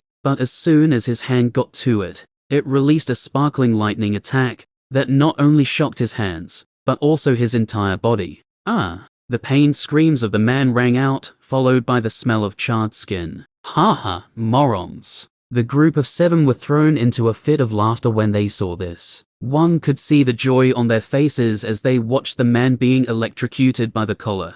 Whoever created this collar must be a devious person, one of the men said while picking out a collar from his bag. These collars were created to block the flow of elemental energy in the body of an elementalist, stopping them from being able to use their elemental powers. Without their elemental powers, an elementalist is no different from an ordinary person. There is also a defensive array placed on the collar that would let out a series of lightning that would shock the person wearing the collar. This way, it was almost impossible to take it off once it had been placed on someone. Gray and Void watched on from the side as the man was shocked by the collar. What's that? He muttered curiously. Chapter 468. After staring at the collar curiously for a little longer, he shook his head before turning away. If not for overhearing the men speaking of the properties of the collar, he wouldn't know the uses of it. Even though he would very much like to study the collar, he couldn't afford to stay here. From what he could tell, these people were all in the overlord plane. Luckily, they were only in the early stages. Although he felt he could take them on one-on-one, he wasn't confident when it comes to fighting against this group. We're leaving? Void asked. Gray nodded to his question. This had nothing to do with him, so of course he wasn't going to get involved in it. Oh, okay, Void replied before turning away as well. The duo walked away from where the group was camping, heading in another direction. Since this group could camp here, then it probably meant it was safe for him to also do the same. He walked at least 1 kilometer away from where the group was before finding a spot to rest. He set up an array around the place they set up camp before sitting down cross-legged. Since breaking through, he hadn't properly cultivated to make his stage stable. Even though it really wasn't necessary, he enjoyed doing this. Void sat down watching him. After staying for almost 1 hour, he stood up and disappeared into the bushes. Of course, he didn't forget to tell Gray he was going for a short exploration. Gray was sure to warn him severally before letting him go. He knew Void didn't like staying idle, so he didn't try to stop him. The next morning, Gray opened his eyes before the sun rose. The essence here is something else, he said with a shake of his head. He couldn't help but wonder why those men were still in the Overlord plane. If Alice, Klaus, and Reynolds were to grow up here, they would have already broken through to the Overlord plane by now. Void, where are you? He transmitted his voice over when he noticed Void wasn't back yet. After a few seconds, Void's voice echoed in his head. On my way. Gray prepared himself for the journey. He planned to follow the group that captured those barbarians out of this place. Since they spoke of an arena, it meant they were headed towards a city. Void soon returned, and the duo headed straight for where the group camped. By the time they got there, the group was just about to begin their journey. Gray and Void didn't say a word, silently following behind them as they started their journey. 5 hours later. Stop, there's a magical beast ahead, Void said to Gray. Oh, how powerful? Gray asked. They are all rank 5 beasts, all in the early stages, Void replied. Rank 5. Gray thought to himself before counting mentally to figure out the strength of the beasts. That's the early stages of the Overlord plane, right? He asked just to be sure. Void nodded while staring at him oddly. Gray scratched his head in embarrassment. Although Void had told him of what the power system of magical beasts is called, he was still used to using the power system of humans. You said they... How many are they? He asked after a while. I'm not too sure. I can't sense them properly. But they should be around 9 to 15, Void replied. All in the Overlord plane? Gray asked. Yeah, all rank 5 beasts, Void answered. This will be interesting. Guess I'll be able to gauge the strength of these people from this battle, Gray thought to himself. He wanted to see if the people here were more powerful than those of the same stage in the Azure continent. To be honest, he was a little pessimistic about it, since even the essence here is way better than the one in the Azure continent. The duo followed the group, but kept a considerable distance. They didn't want to be noticed by the beasts. 10 minutes later. Oh no, where is there a horde of fire apes? One of the men in the group asked angrily. Damn it, they've already noticed us, another man with a scar on his left wrist said. He turned to the others, prepare for battle. No matter what, don't let them get close to the barbarians. Yes, Captain, the others answered in unison. They set up a wall around the cages, protecting the barbarians from the apes. The collar could be destroyed by an external force, so they couldn't afford to let the apes get close to the barbarians. Roar! They're here, set up the array, the captain of the group ordered. The group arranged in 7 different locations with the barbarians in the middle, forming a hexagram shape when looked from above. They all did a hand seal before a light shot up from their hands, shooting upwards. The lights reached about 10 meters before linking together to form a light screen that protected them. Gray, who was watching from the side, found something odd. Why haven't they tried to fly? I don't know, but I think the intensity of the essence here makes the air heavier than that side, making it difficult for those in the Overlord plane to take flight here. Void explained after a while. Since he was already a rank 5 magical beast, then he could fly. He tried flying, but it was a little difficult. It's a little difficult, but I can still fly. Others wouldn't be able to fly though, Void added after trying to fly once again. Okay. Looks like there are a lot of changes here, Gray muttered before staring at the apes which had flames around their body.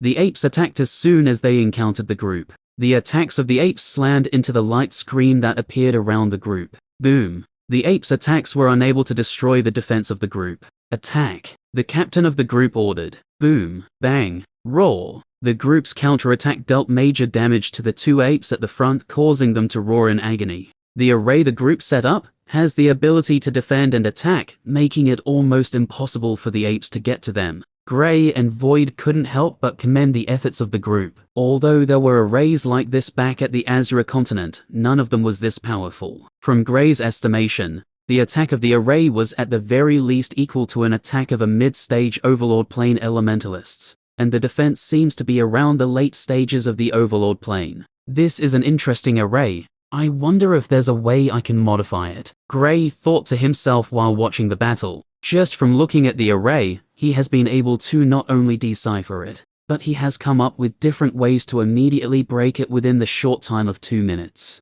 Given Gray's current knowledge of arrays, even Chris would be surprised by how far he has grown. And from Gray's personality, it was evident that he would not only improve further, but he would also create new arrays.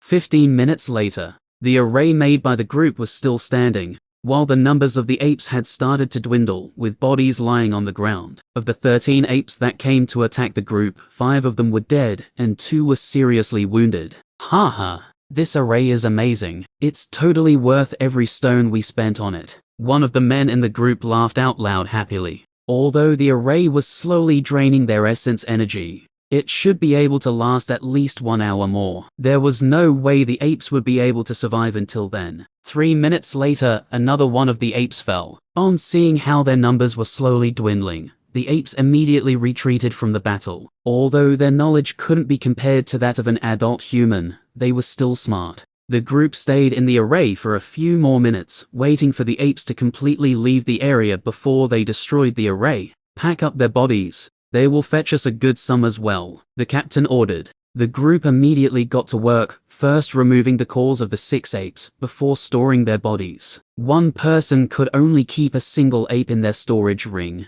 This showed how small the space inside was.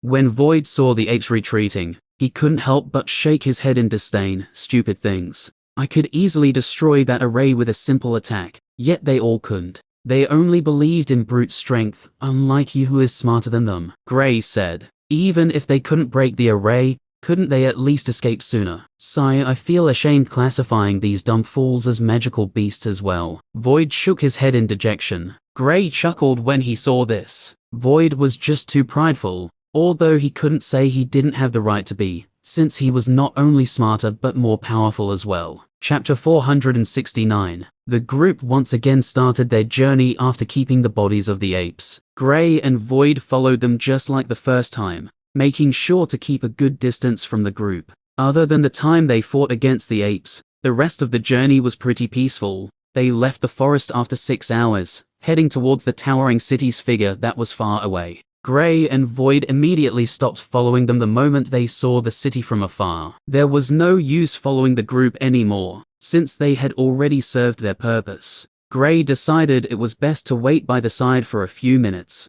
waiting to make sure the group didn't notice them before they head towards the city on their own. While sitting down, he suddenly recalled that he gave one of his tracking devices to Ellis. He decided to pick it up so he could find the direction Ellis was located. It would be easier to search for him that way after obtaining a map of the area. Gray put the device, sending his spiritual energy into it. A small hologram appeared above it, with only 2 light dots showing. The dots were so tiny that it was almost impossible to see them. One of the dots was at one end of the hologram, while the other was at the other end. Wow, the distance is frightening. It will take me years if I try to travel this distance by foot, Gray exclaimed while staring at the plaque. When he was still in the Azure continent, he could still perfectly see the light dots of every single individual, while the distance between them in the hologram wasn't this huge. Just from this, Gray was certain that the distance was huge. How far is it? Void asked when he saw Gray's reaction. I don't think it's wise to think about that since it'll only dishearten us. I recall Ellis saying there are multiple teleportation arrays in almost every major city.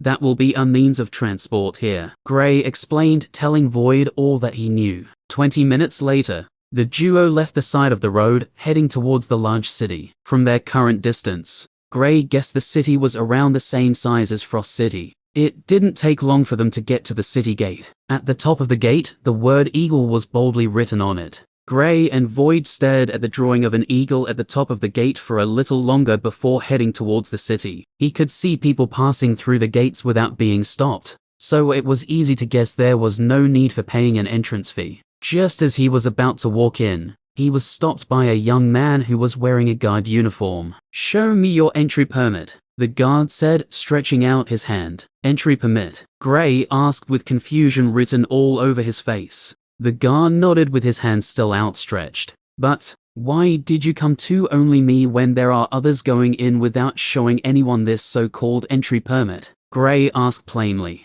Even though he wasn't the type who liked causing problems, it didn't mean he would allow others to step on him. He had been watching people go in all this while, and was certain that no one showed the guards any sort of permit. HMPH. No permit, no entry. The guard snorted coldly, not even bothering to explain to Gray. Seeing the guard harassing Gray, some people who were by the side stopped to watch the show. From their expressions, one could tell that this was not the first time this was happening. Some people didn't even bother to watch, walking into the city and getting on with their usual lives. "This fool, he's obviously trying to extort money from you," Void transmitted his voice over to Gray. "Yeah, unfortunately, I can't really do much since I have no knowledge of how things are here," Gray replied calmly. "Does that mean you're going to pay?" Void asked, surprised. "Of course not. I don't have any knowledge of this place doesn't mean I'm a fool," Gray replied. "Heh, so what do you plan to do?" Void asked.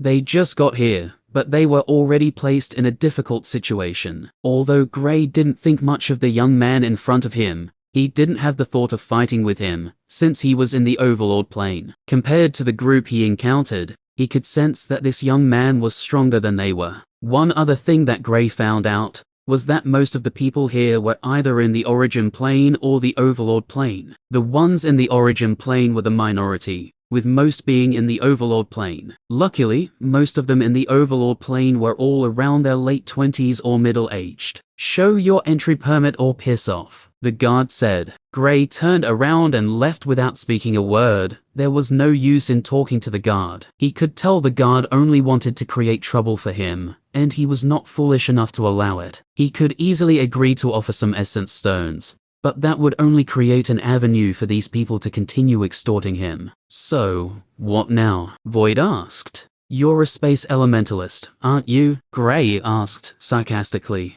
"Oh, we're sneaking in," Void said in realization. Gray smiled before walking to the side of the city wall. The guard who thought he would be able to bully Gray was stunned when he left without a single word. "Hey, I thought I would have some fun. Who knew he was only a scared weakling?" he said to himself. He turned around when he noticed the crowd staring at him. "What are you all staring at? Continue walking," he said smugly. "Shut up, you reject," someone from the crowd said, making the expression of the guard contort in annoyance. "Who said that? Come out and face me," the guard exclaimed, seeing his reaction threw the crowd into a fit of laughter. Chapter 470. By the city wall, Void was the first person to try to teleport into the city. The reason Gray told him to go first was because he was not only better with the space element, but given his size, he would be able to evade any problems in case any arises. "You can come, there's a bit of resistance when making a space tunnel,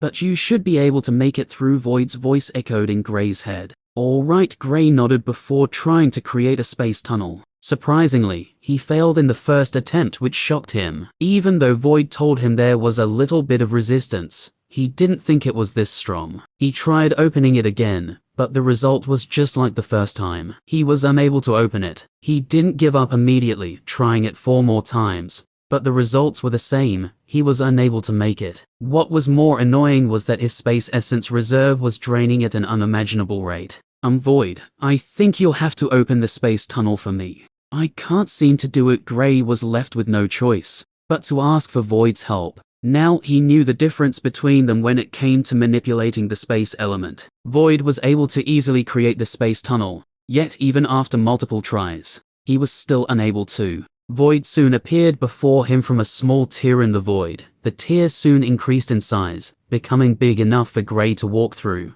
After Gray entered, the tunnel tear in the void closed, the area returning back to normal.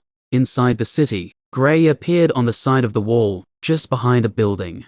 There's a detection array in the entire city. People will find us shortly." No wonder the guard was able to confidently ask for an entry permit. Gray commented as soon as he appeared. "No need to worry about that. I can easily hide us from this array, Void replied confidently. Void, I missed you so much when you were sleeping, Gray said with a shake of his head. Most of the problems he faced while Void was sleeping, he wouldn't have faced them given how resourceful Void was. He couldn't even help but wonder where he knew all these things. Void, is there a chance that there is another type of cat like you in this continent? After all, it seems to be more advanced, Gray asked. There's only one way to find out. Explore. We'll explore every single inch of this continent, Void said excitedly. Yeah, I plan to do just that, Gray replied. He would be exploring this place while searching for his parents, so naturally he would have to go on an adventure around the continent. But for now, getting a map and a general knowledge of this place would be great. Once he has acquired all these, he would start searching for Ellis. Heading to where Ellis is located without prior knowledge of this place is no different from endangering himself. His cautious nature will not allow him to do something like that. Come on, let's go before the guards get here, Void said. Yeah, I forgot they've already sensed us the first time we entered this place, Gray said before walking away. A few minutes after they left, 3 figures appeared in the sky staring at the spot they were standing. Did you say the aura suddenly disappeared? One of the figures turned to another one and asked. Correct. It was like they sensed the array and hastily hid. The figure nodded. Fine. Tell the guards to be vigilant. We don't know who we're dealing with. It would be best to approach this cautiously, the first figure said. Noted. The figure said before disappearing. Do you think it's a venerable? The figure on the left asked. Very likely, only a venerable could easily enter the city and hide from us. The other person replied. What would a venerable want in a small city like ours? We should head back and be on guard. If this person wants anything, given their status, they can easily come to us and ask. After speaking, the duo disappeared. While these figures were worried about the arrival of an unknown venerable, Gray and Void were currently at the marketplace, searching for a map. This was the first thing Gray felt he should obtain, so he went to get it first. Boy, there's no way you can get a map which shows the entire continent. Do you even know how big it is? The seller looked at Gray in disbelief when Gray said he wanted to get a map that showed the entire continent.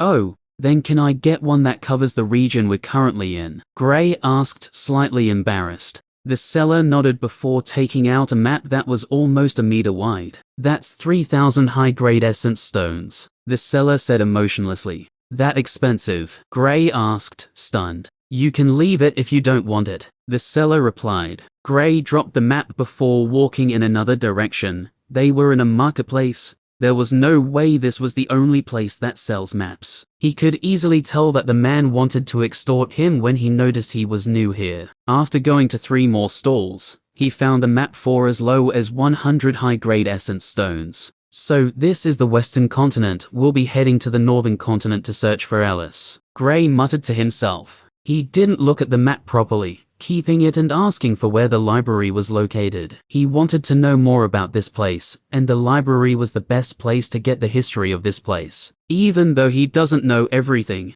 he should at least know some things. He was soon directed to a large building. Chapter 471. This place is amazing, Gray exclaimed internally while going through a book in the library. He read some things here that he never knew of in the Azure continent. There was also information of the war that happened thousands of years ago. According to the book, that was the golden age of elementalists, and there were even stories of fallen gods. After reading the part about gods, Gray couldn't help but think of the mysterious man who appeared in his consciousness, telling him he was the Chaos God. He read more about it, and found out that there was a bridge between this world and the world of gods. Once an elementalist reaches the peak of this world, they would ascend into a world where gods stay. There wasn't any knowledge about this realm of gods, only that it existed. But according to the book, even before the Great War, no one had ascended to the god realm in thousands of years. Hey, do you know about this realm of gods? He asked Void, who was resting by the side. Void wasn't a fan of doing boring things like reading,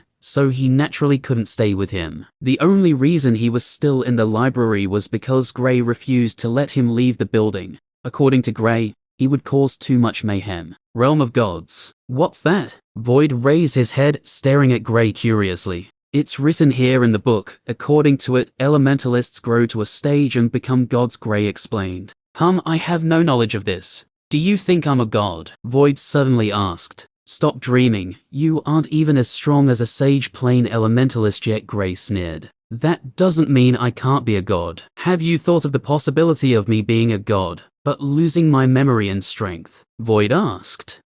You do have a point there, but I'm not sure you are, Gray replied after a moment of silence. He couldn't help but think about it. Void has so many skills and some knowledge of things, even though he hatched from an egg. Void could even be said to be more knowledgeable than Gray when it comes to some aspects. You may never know. Since there are gods, I'll start referring to myself as a god then. There's no way I'm on the same level as you mortals, Void said smugly. Gray rolled his eyes when he heard this. They haven't even been able to confirm if he was a god yet, but he had already started classifying others as mortals. There are also secret realms here, places filled with treasures and danger, he added. Wow, let's go there, Void urged. Gray turned to look at Void with a blank look. He couldn't help but wonder how his head works. It was almost like he didn't hear the danger, he said. As much as I'd like to go, these places are always owned by a family even the entire Azure continent cannot fight against, he said plainly.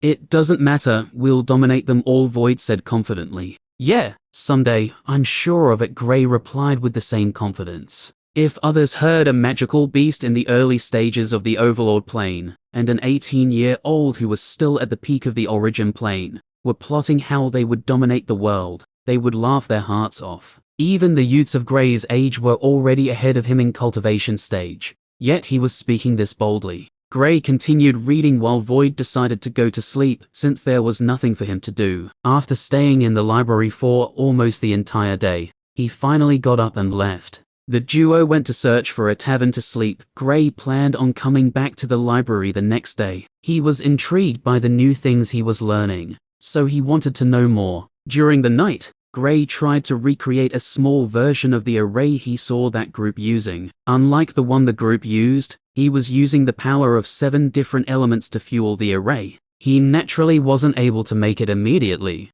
but he was confident in being able to make it before the next morning. He was planning to modify his inscription array so that he could use all his elements with a single inscription. This hexagram array was the perfect thing he wanted to use in modifying it. Once he gets the best way of creating the array, he would start working on his inscription. After watching Gray try to make the array multiple times, Void begged to leave the room, and to his surprise, Gray allowed him. With a wide grin, he vanished from the room. Gray shook his head before focusing on his array making.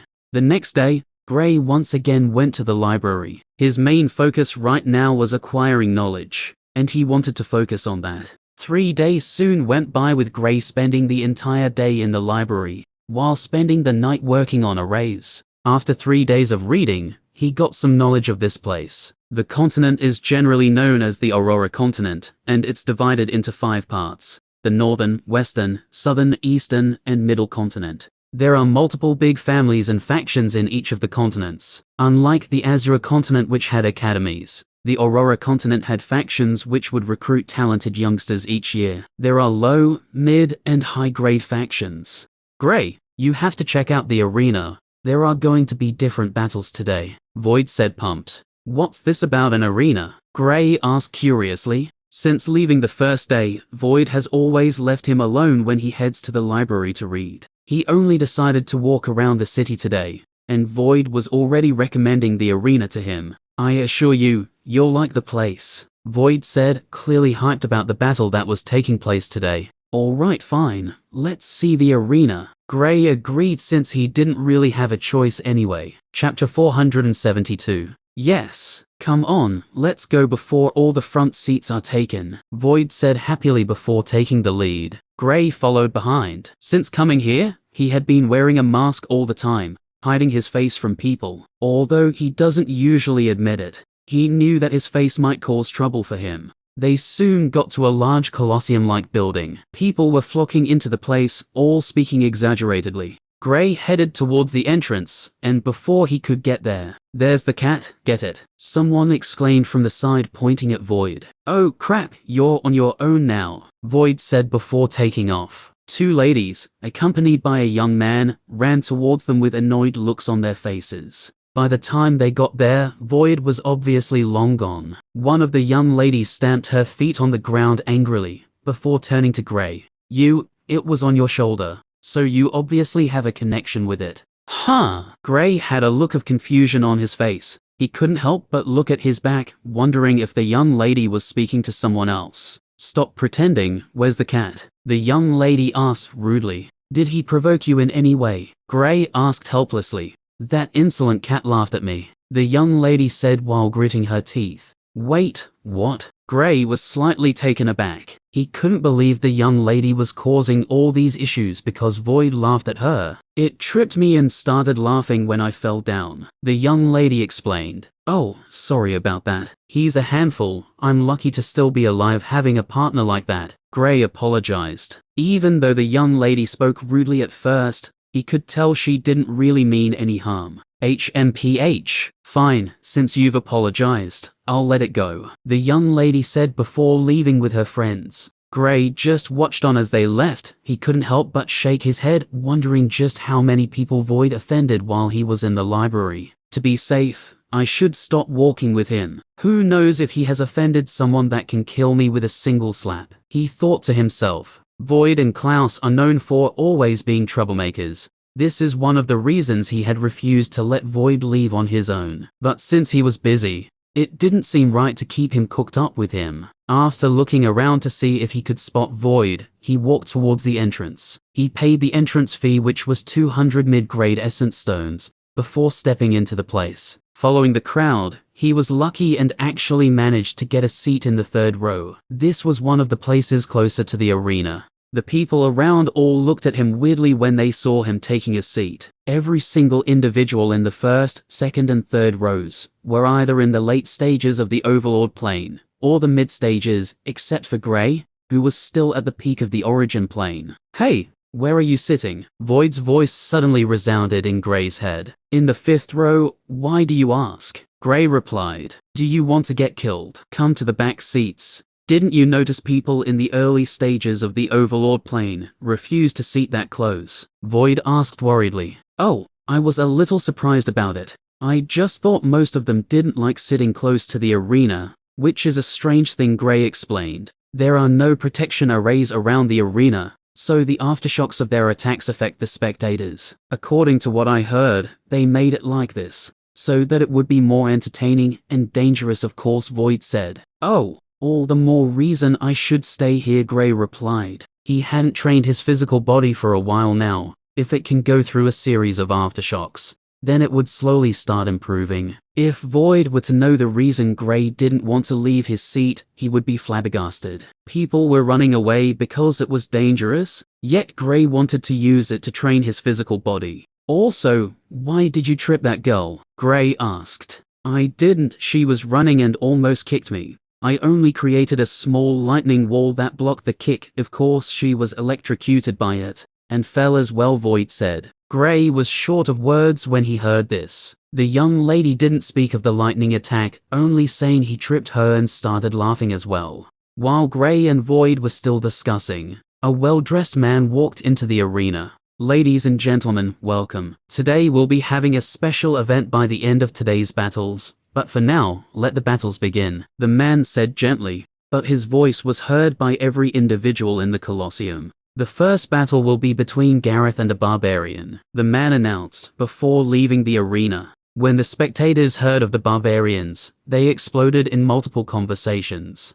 Wow, a barbarian. I haven't seen one battle in a long time. Yeah, but I think Gareth will win easily. Don't forget that he's been on a 50-match win streak, killing every single opponent. Yeah, it's one thing winning here, but it's another killing all your opponents. If he wins the next 50 battles, he will be able to regain his freedom. Gray looked around curiously, waiting for the fighters to come. He overheard the conversations of the people around, and couldn't help but be surprised by the record the man called Gareth had. Being able to win 50 battles wasn't an easy feat. Soon, a figure walked towards the arena from the side of the arena, wearing a battle suit. The crowd cheered as soon as they saw the man. Chapter 473. Gareth calmly walked into the arena, unagitated by the cheers of the crowd. Even though he was sort of famous, he was still a prisoner, That was something that won't change until he wins his freedom once again. Gray stared at Gareth, surprised by his somewhat youthful appearance. Gareth seemed to be someone who was around his mid-20s. "Hey, do you have some stones?" Void's voice echoed in his head. "Yes, why?" Gray asked. "Good, now place a bet on that guy. Bet as many stones as you have," Void urged. "Betting? You haven't even seen his opponent. Are you that confident in him?" Gray couldn't help but ask. "Of course, don't forget that he's won 50 battles straight. And I've watched him fight these past days. He's really powerful," replied Void. We'll wait until his opponent appears. I'll only be sure once I've seen them," Gray said, not convinced by Void's words. He wasn't underestimating Gareth or anything, but he recalled the sight of the barbarians he saw when he first came to the Aurora continent, and compared to other elementalists, he could sense they were more powerful. Fine, but no matter what, place your bet on him," Void said. "Why are you so persistent on him?" Gray stared at Gareth once again. "The thing is this. I overheard the people hosting this event saying that the battle would be rigged. Although the barbarian would be stronger than Gareth in terms of cultivation, he would be extremely weak. Most people would naturally bet on the barbarian once they sense his strength, making these people earn a ton of money," Void explained. Gray was shocked by the revelation. He never thought something like this would go on behind the scenes. It was just like what they said, even he would prefer to bet on the barbarian once he finds out he's stronger than Gareth in terms of cultivation stage. It would be difficult for Gareth to defeat a barbarian on the same stage, much less one that would be ahead of him. A brilliant plan. Most people here would definitely fall for it. Gray applauded the smartness of the people organizing the event. Luckily for him, Void overheard them. "Where's the betting stand then?" Gray asked. Although he hadn't been here for long, he could already tell that essence stone was the major currency here. So when an opportunity to make free stones came up, of course he was going to take it. "That's the spirit. Head to the 5th row by your left," Void directed. Gray stood up. After following Void's direction, he easily found the place where the bets were being made. At the same time he got there, a cage was rolled towards the arena. Inside the cage was the barbarian who was going to fight against Gareth. When the crowd saw the barbarian, they all gasped in shock, not expecting the barbarian to be this powerful. "Oh no, looks like this is the end for Gareth. I feel sorry for him. After coming this far." Some people felt a wave of pity for Gareth, while others didn't care. As long as they were entertained, they were good. Gareth was in the 3rd stage of the Overlord plane, while the barbarian was in the 5th stage of the Overlord plane. Most people didn't even think it was a contest. The barbarian would be able to easily kill Gareth. Those who wanted to place a bet all moved towards the location where they were making bets, all trying to at least win something from it. The odds of the bet was obviously in the barbarian's favor, having an odd of 1 to 2, while Gareth had an odd of 1 to 10. Gray placed a bet of 1,000 high-grade essence stones on Gareth, which stunned most of the people there. Some even mocked him while laughing at him. Of the entire people who went to bet, over 90% of them bet on the barbarian, while only a small percent of them bet on Gareth. There were even some who placed bets on both fighters. After the cage was rolled to the arena, it was opened and the collar on the neck of the barbarian was removed. To Gray's surprise, there was also one on Gareth's neck. "Oh, they said he was a prisoner," he thought in realization. The barbarian attacked the people around him the moment his collar was removed, but it was easily subdued, since the people were stronger than he was. After they subdued him, the people left the arena, leaving only him and Gareth. "Don't struggle. The only way to leave this place is through battles," Gareth said coldly. The barbarian turned to look at him. "I'm not interested in fighting against you. I only want to return to my homeland. We all do, but unfortunately, we can't. I'm sorry, but I'm attacking now." Gareth bowed before attacking. He was a fire elementalist, his attack erupting with unprecedented power. The barbarian was forced to defend against Gareth's fire attack, raising an earth wall to block the attacks. The fire attack was easily stopped by the earth wall. The barbarian didn't try attacking Gareth after it blocked the attack, rather, he looked around, seemingly searching for something. "Don't attack, boy. We should find a way to leave this predicament," the barbarian said. "There's no way to leave this place. There's a sage plane expert watching over here," Gareth said. From his words, one could see that he had given up all plans of trying to escape from this place. He wasn't even trying. Boy, this isn't the time to act like this. The sooner we try to leave this place the better, the barbarian said. Unfortunately, his words fell into deaf ears as Gareth attacked once again, not even bothering to hold back. Boom. The fire attack slammed into another earth wall that appeared in front of the barbarian. Stop this, boy, the barbarian said. The barbarian's behavior surprised people since they were known for their brutal nature. But this barbarian in front of them didn't behave in such ways. Other than the first time he attacked the people who released him, he hasn't tried to do anything else. Boom. Gareth continued attacking, not giving the barbarian a single chance to continue speaking any further. All right, I guess I have no choice, the barbarian said helplessly. Compared to Gareth, he didn't want to fight, since he didn't want to go ahead with the plans of the people who bought him, but Gareth was forcing his hands. Bang! The earth wall in front of the barbarian exploded, and he sprang forward, charging quickly towards Gareth. Standing over 7 feet, the barbarian was by no means slow. He was even faster than most people. Do they train their bodies? Gray thought curiously. Given the speed of the barbarian, it was amazing that he could move this fast without the help of the wind or lightning element. But he's clearly doing it without any problems. And here I was thinking I was the only one. But since there is something like this, why don't other elementalists do it? Multiple questions ran through Gray's head, but he didn't know the answer to any of it. He once again focused his attention on the battle. The fighting style of the people in the Aurora continent wasn't different from that of the people in the Azure continent. Bang! The barbarian screamed and an earth hammer that had lava running around it appeared, almost smashing into Gareth. Gareth dodged to the side, making sure to escape the range of the smash. Just when he thought he had escaped, his expression changed when the place the hammer smashed spread out, causing debris that was on fire to shoot towards him. He hastily created a fire wall. While taking out a bow from his storage ring, he shot an arrow upwards. Boom! The arrow exploded in the sky, causing a rain of fire arrows to start. A shield appeared in the hand of the barbarian, and he used it to block the fire rains. After blocking the attack, he stamped on the ground heavily, causing a shockwave to spread out. Gareth lost his footing, staggering back in a hurry. Just as he regained his footing, he saw a large shadow above him. He couldn't help but raise his head hurriedly. Above him was the barbarian, who had already prepared his hammer for a strike. Gareth was a little surprised, but he managed to regain himself. Using the fire element as a boost, he leapt off the ground, jumping in another direction. They soon started to exchange moves, with Gareth being completely suppressed by the barbarian. In the stands, most of the people already expected this, so they weren't surprised. Gray, on the other hand, was left in awe of the strength the barbarian was displaying. If I have the chance, I'd like to train with them, he said to himself. Chapter 474. Bang! Boom! Gareth was sent flying by the barbarian, slamming heavily into the ground. The battle has been ongoing for almost 10 minutes now, and the barbarian has completely suppressed him since the start of the battle. He could barely even dish out an attack. His battle suit is currently unrecognizable. Luckily, he is still alive. Other than Gray and a few others who might have found out about the plans of the organization, no one else had even as much as a single thought of Gareth winning this battle. He's put up a good battle. I hope he isn't killed. Yeah, it's not a must to kill your opponent after defeating them. Do you think this barbarian will let him survive? He'll kill him once the chance presents itself. While the crowd was speaking about the battle, they also noticed something. Gray was still sitting on his seat with a straight face.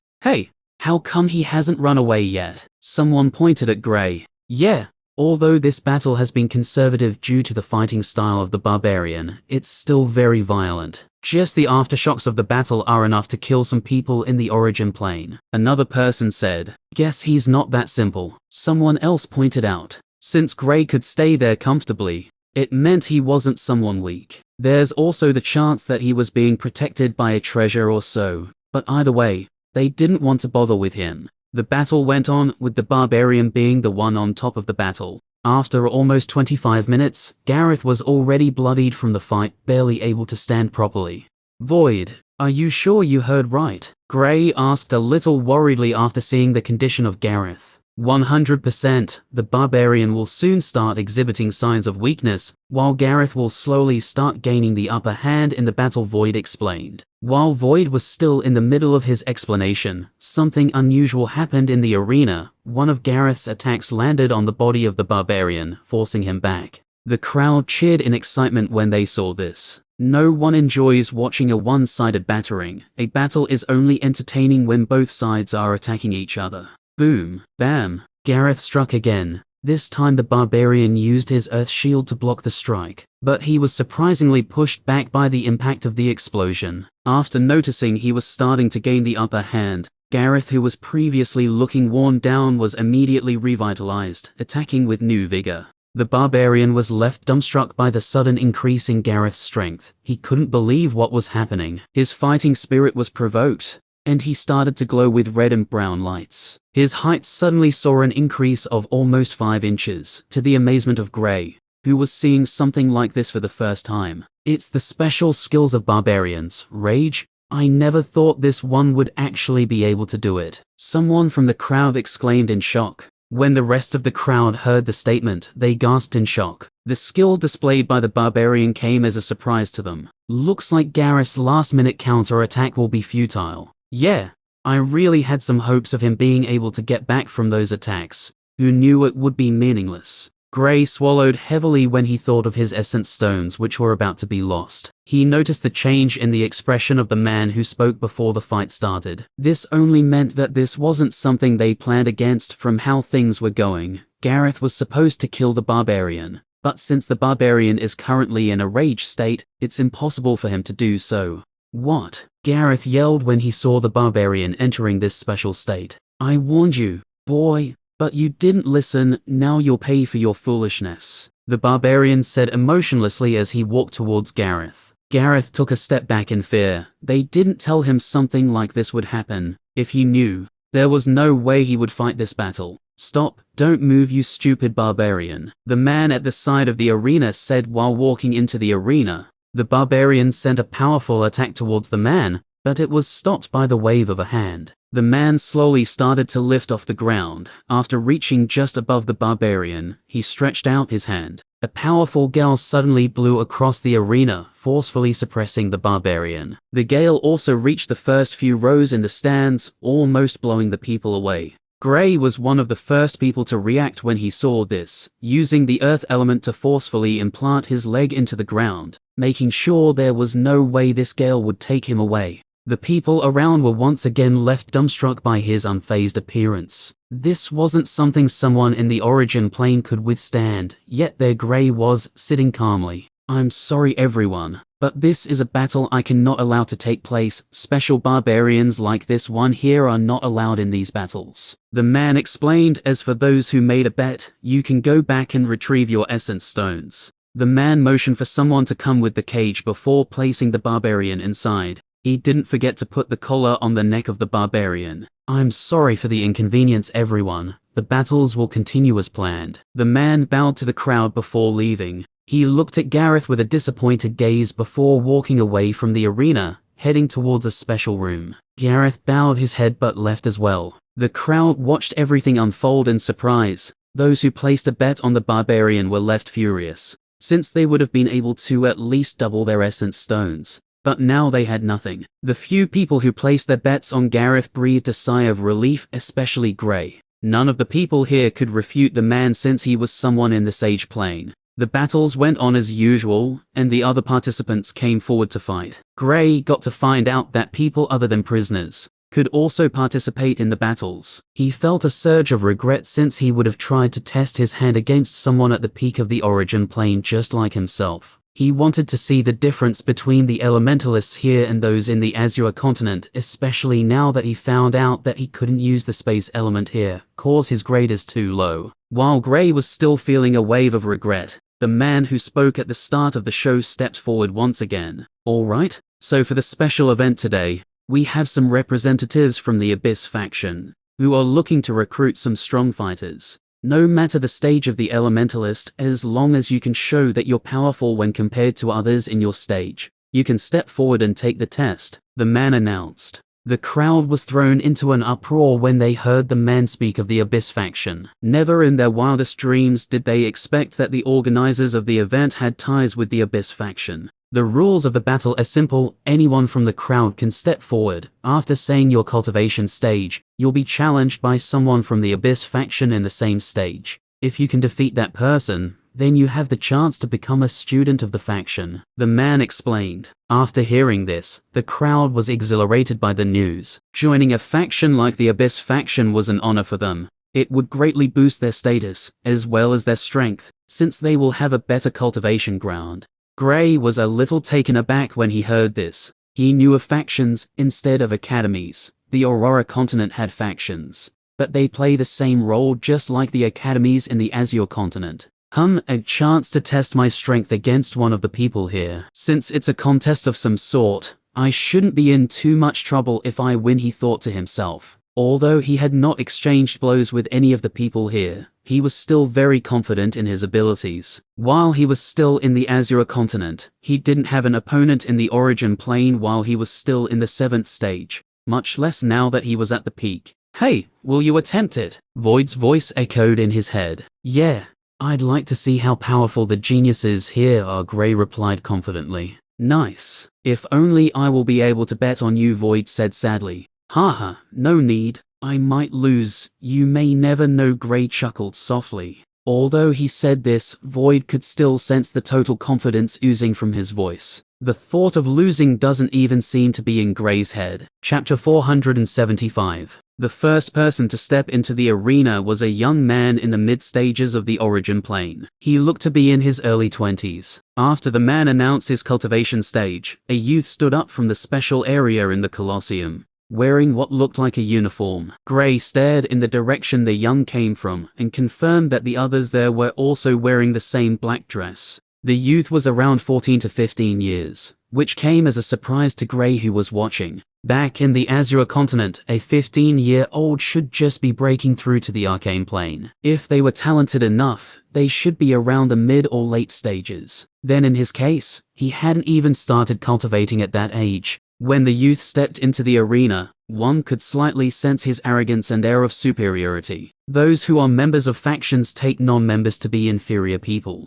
With both participants in the arena, the man who was hosting the event called for the battle to begin. Swoosh. Bam. All it took was a single attack from the youth dressed in black, and his opponent could be seen lying unconscious on the ground. The youth was a lightning elementalist, and from what Gray saw, he noticed that he went all out as soon as the battle started, easily defeating his opponent. The youth turned to look at the crowd before walking away with an emotionless expression. Well, that was fast, the man hosting the event said with a light smile. He motioned for people to come to carry the young man away, and possibly get him some treatment as well. After the young man was taken away, the man hosting the event turned to the crowd once again. The battle is still on. Whoever believes he or she can defeat those in the same stage, step forward and challenge a member of the Abyss faction. If you win, you will get the chance to join them. And even if you do not win, there's a chance that you might catch the eye of the representatives here, the man said before walking to the side of the arena, waiting for the next fighter.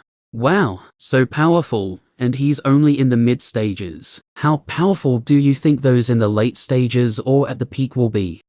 Don't forget about the advantages of having a higher elemental grade. Yeah. According to what I heard, the minimum prerequisite of joining the Abyss faction was to have at least a blue elemental grade. Discussions broke out amongst the crowd, and Gray perked his ears to listen to all the rumors. Times like these were the best to get to find out more about this place. Although the books were good, they were still lacking some information. The blue grade. I still haven't been able to read about how high the cyan grade is from the books, he thought to himself. Although he had been reading, he hadn't seen any book that spoke about elemental grades. Maybe he hadn't searched enough though. On hearing that the blue grade was the bare minimum if one wanted to enter the Abyss faction, he couldn't help but think about the possibility of an elemental grade higher than the cyan grade. Also, now he could understand why these people not only grew quicker than those in the Azure continent, but were also stronger. Even in the Azure continent, elemental grades were all that was important.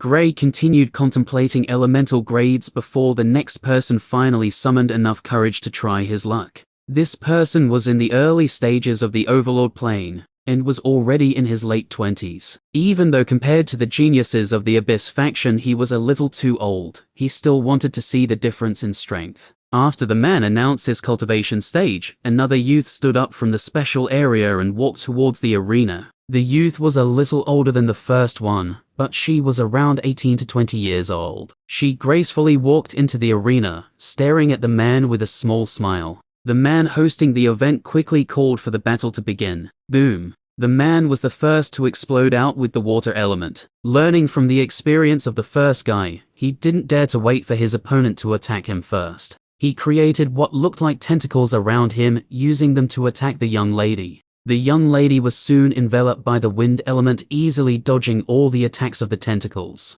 A thin sword appeared in her hands, and she slashed it in the direction of the man. Wind blades shot out of the sword, slashing towards the man. The man hastily set up an ice wall in front of him, hoping to use it to block the wind blades. Bang, boom, crack. After the first 3 wind blades hit the wall, cracks started appearing around it. 2 more wind blades were able to easily destroy it, before heading towards the man. The man used his tentacles to try to stop the attacks, but he was unable to. With no other option, the man hastily dodged to the side, but his expression changed drastically when he felt a cold sensation on his neck. He froze, not daring to take another step. "I win," the young lady said gracefully before walking back to her seat. The man left the arena a little dejectedly. Although he tried to put up a fight, he wasn't a challenge for the young lady, given how she only finished him with a single attack. On going back to his seat, he was encouraged by his friends who sat close to him. They could tell he tried his best. Gray watched the battle properly, and couldn't help but commend the battle awareness of the young lady. She only attacked once, but she already had everything planned out. This is it. The end of this video. Hope you enjoyed. Have a wonderful rest of the day. The Silent Rupt is out.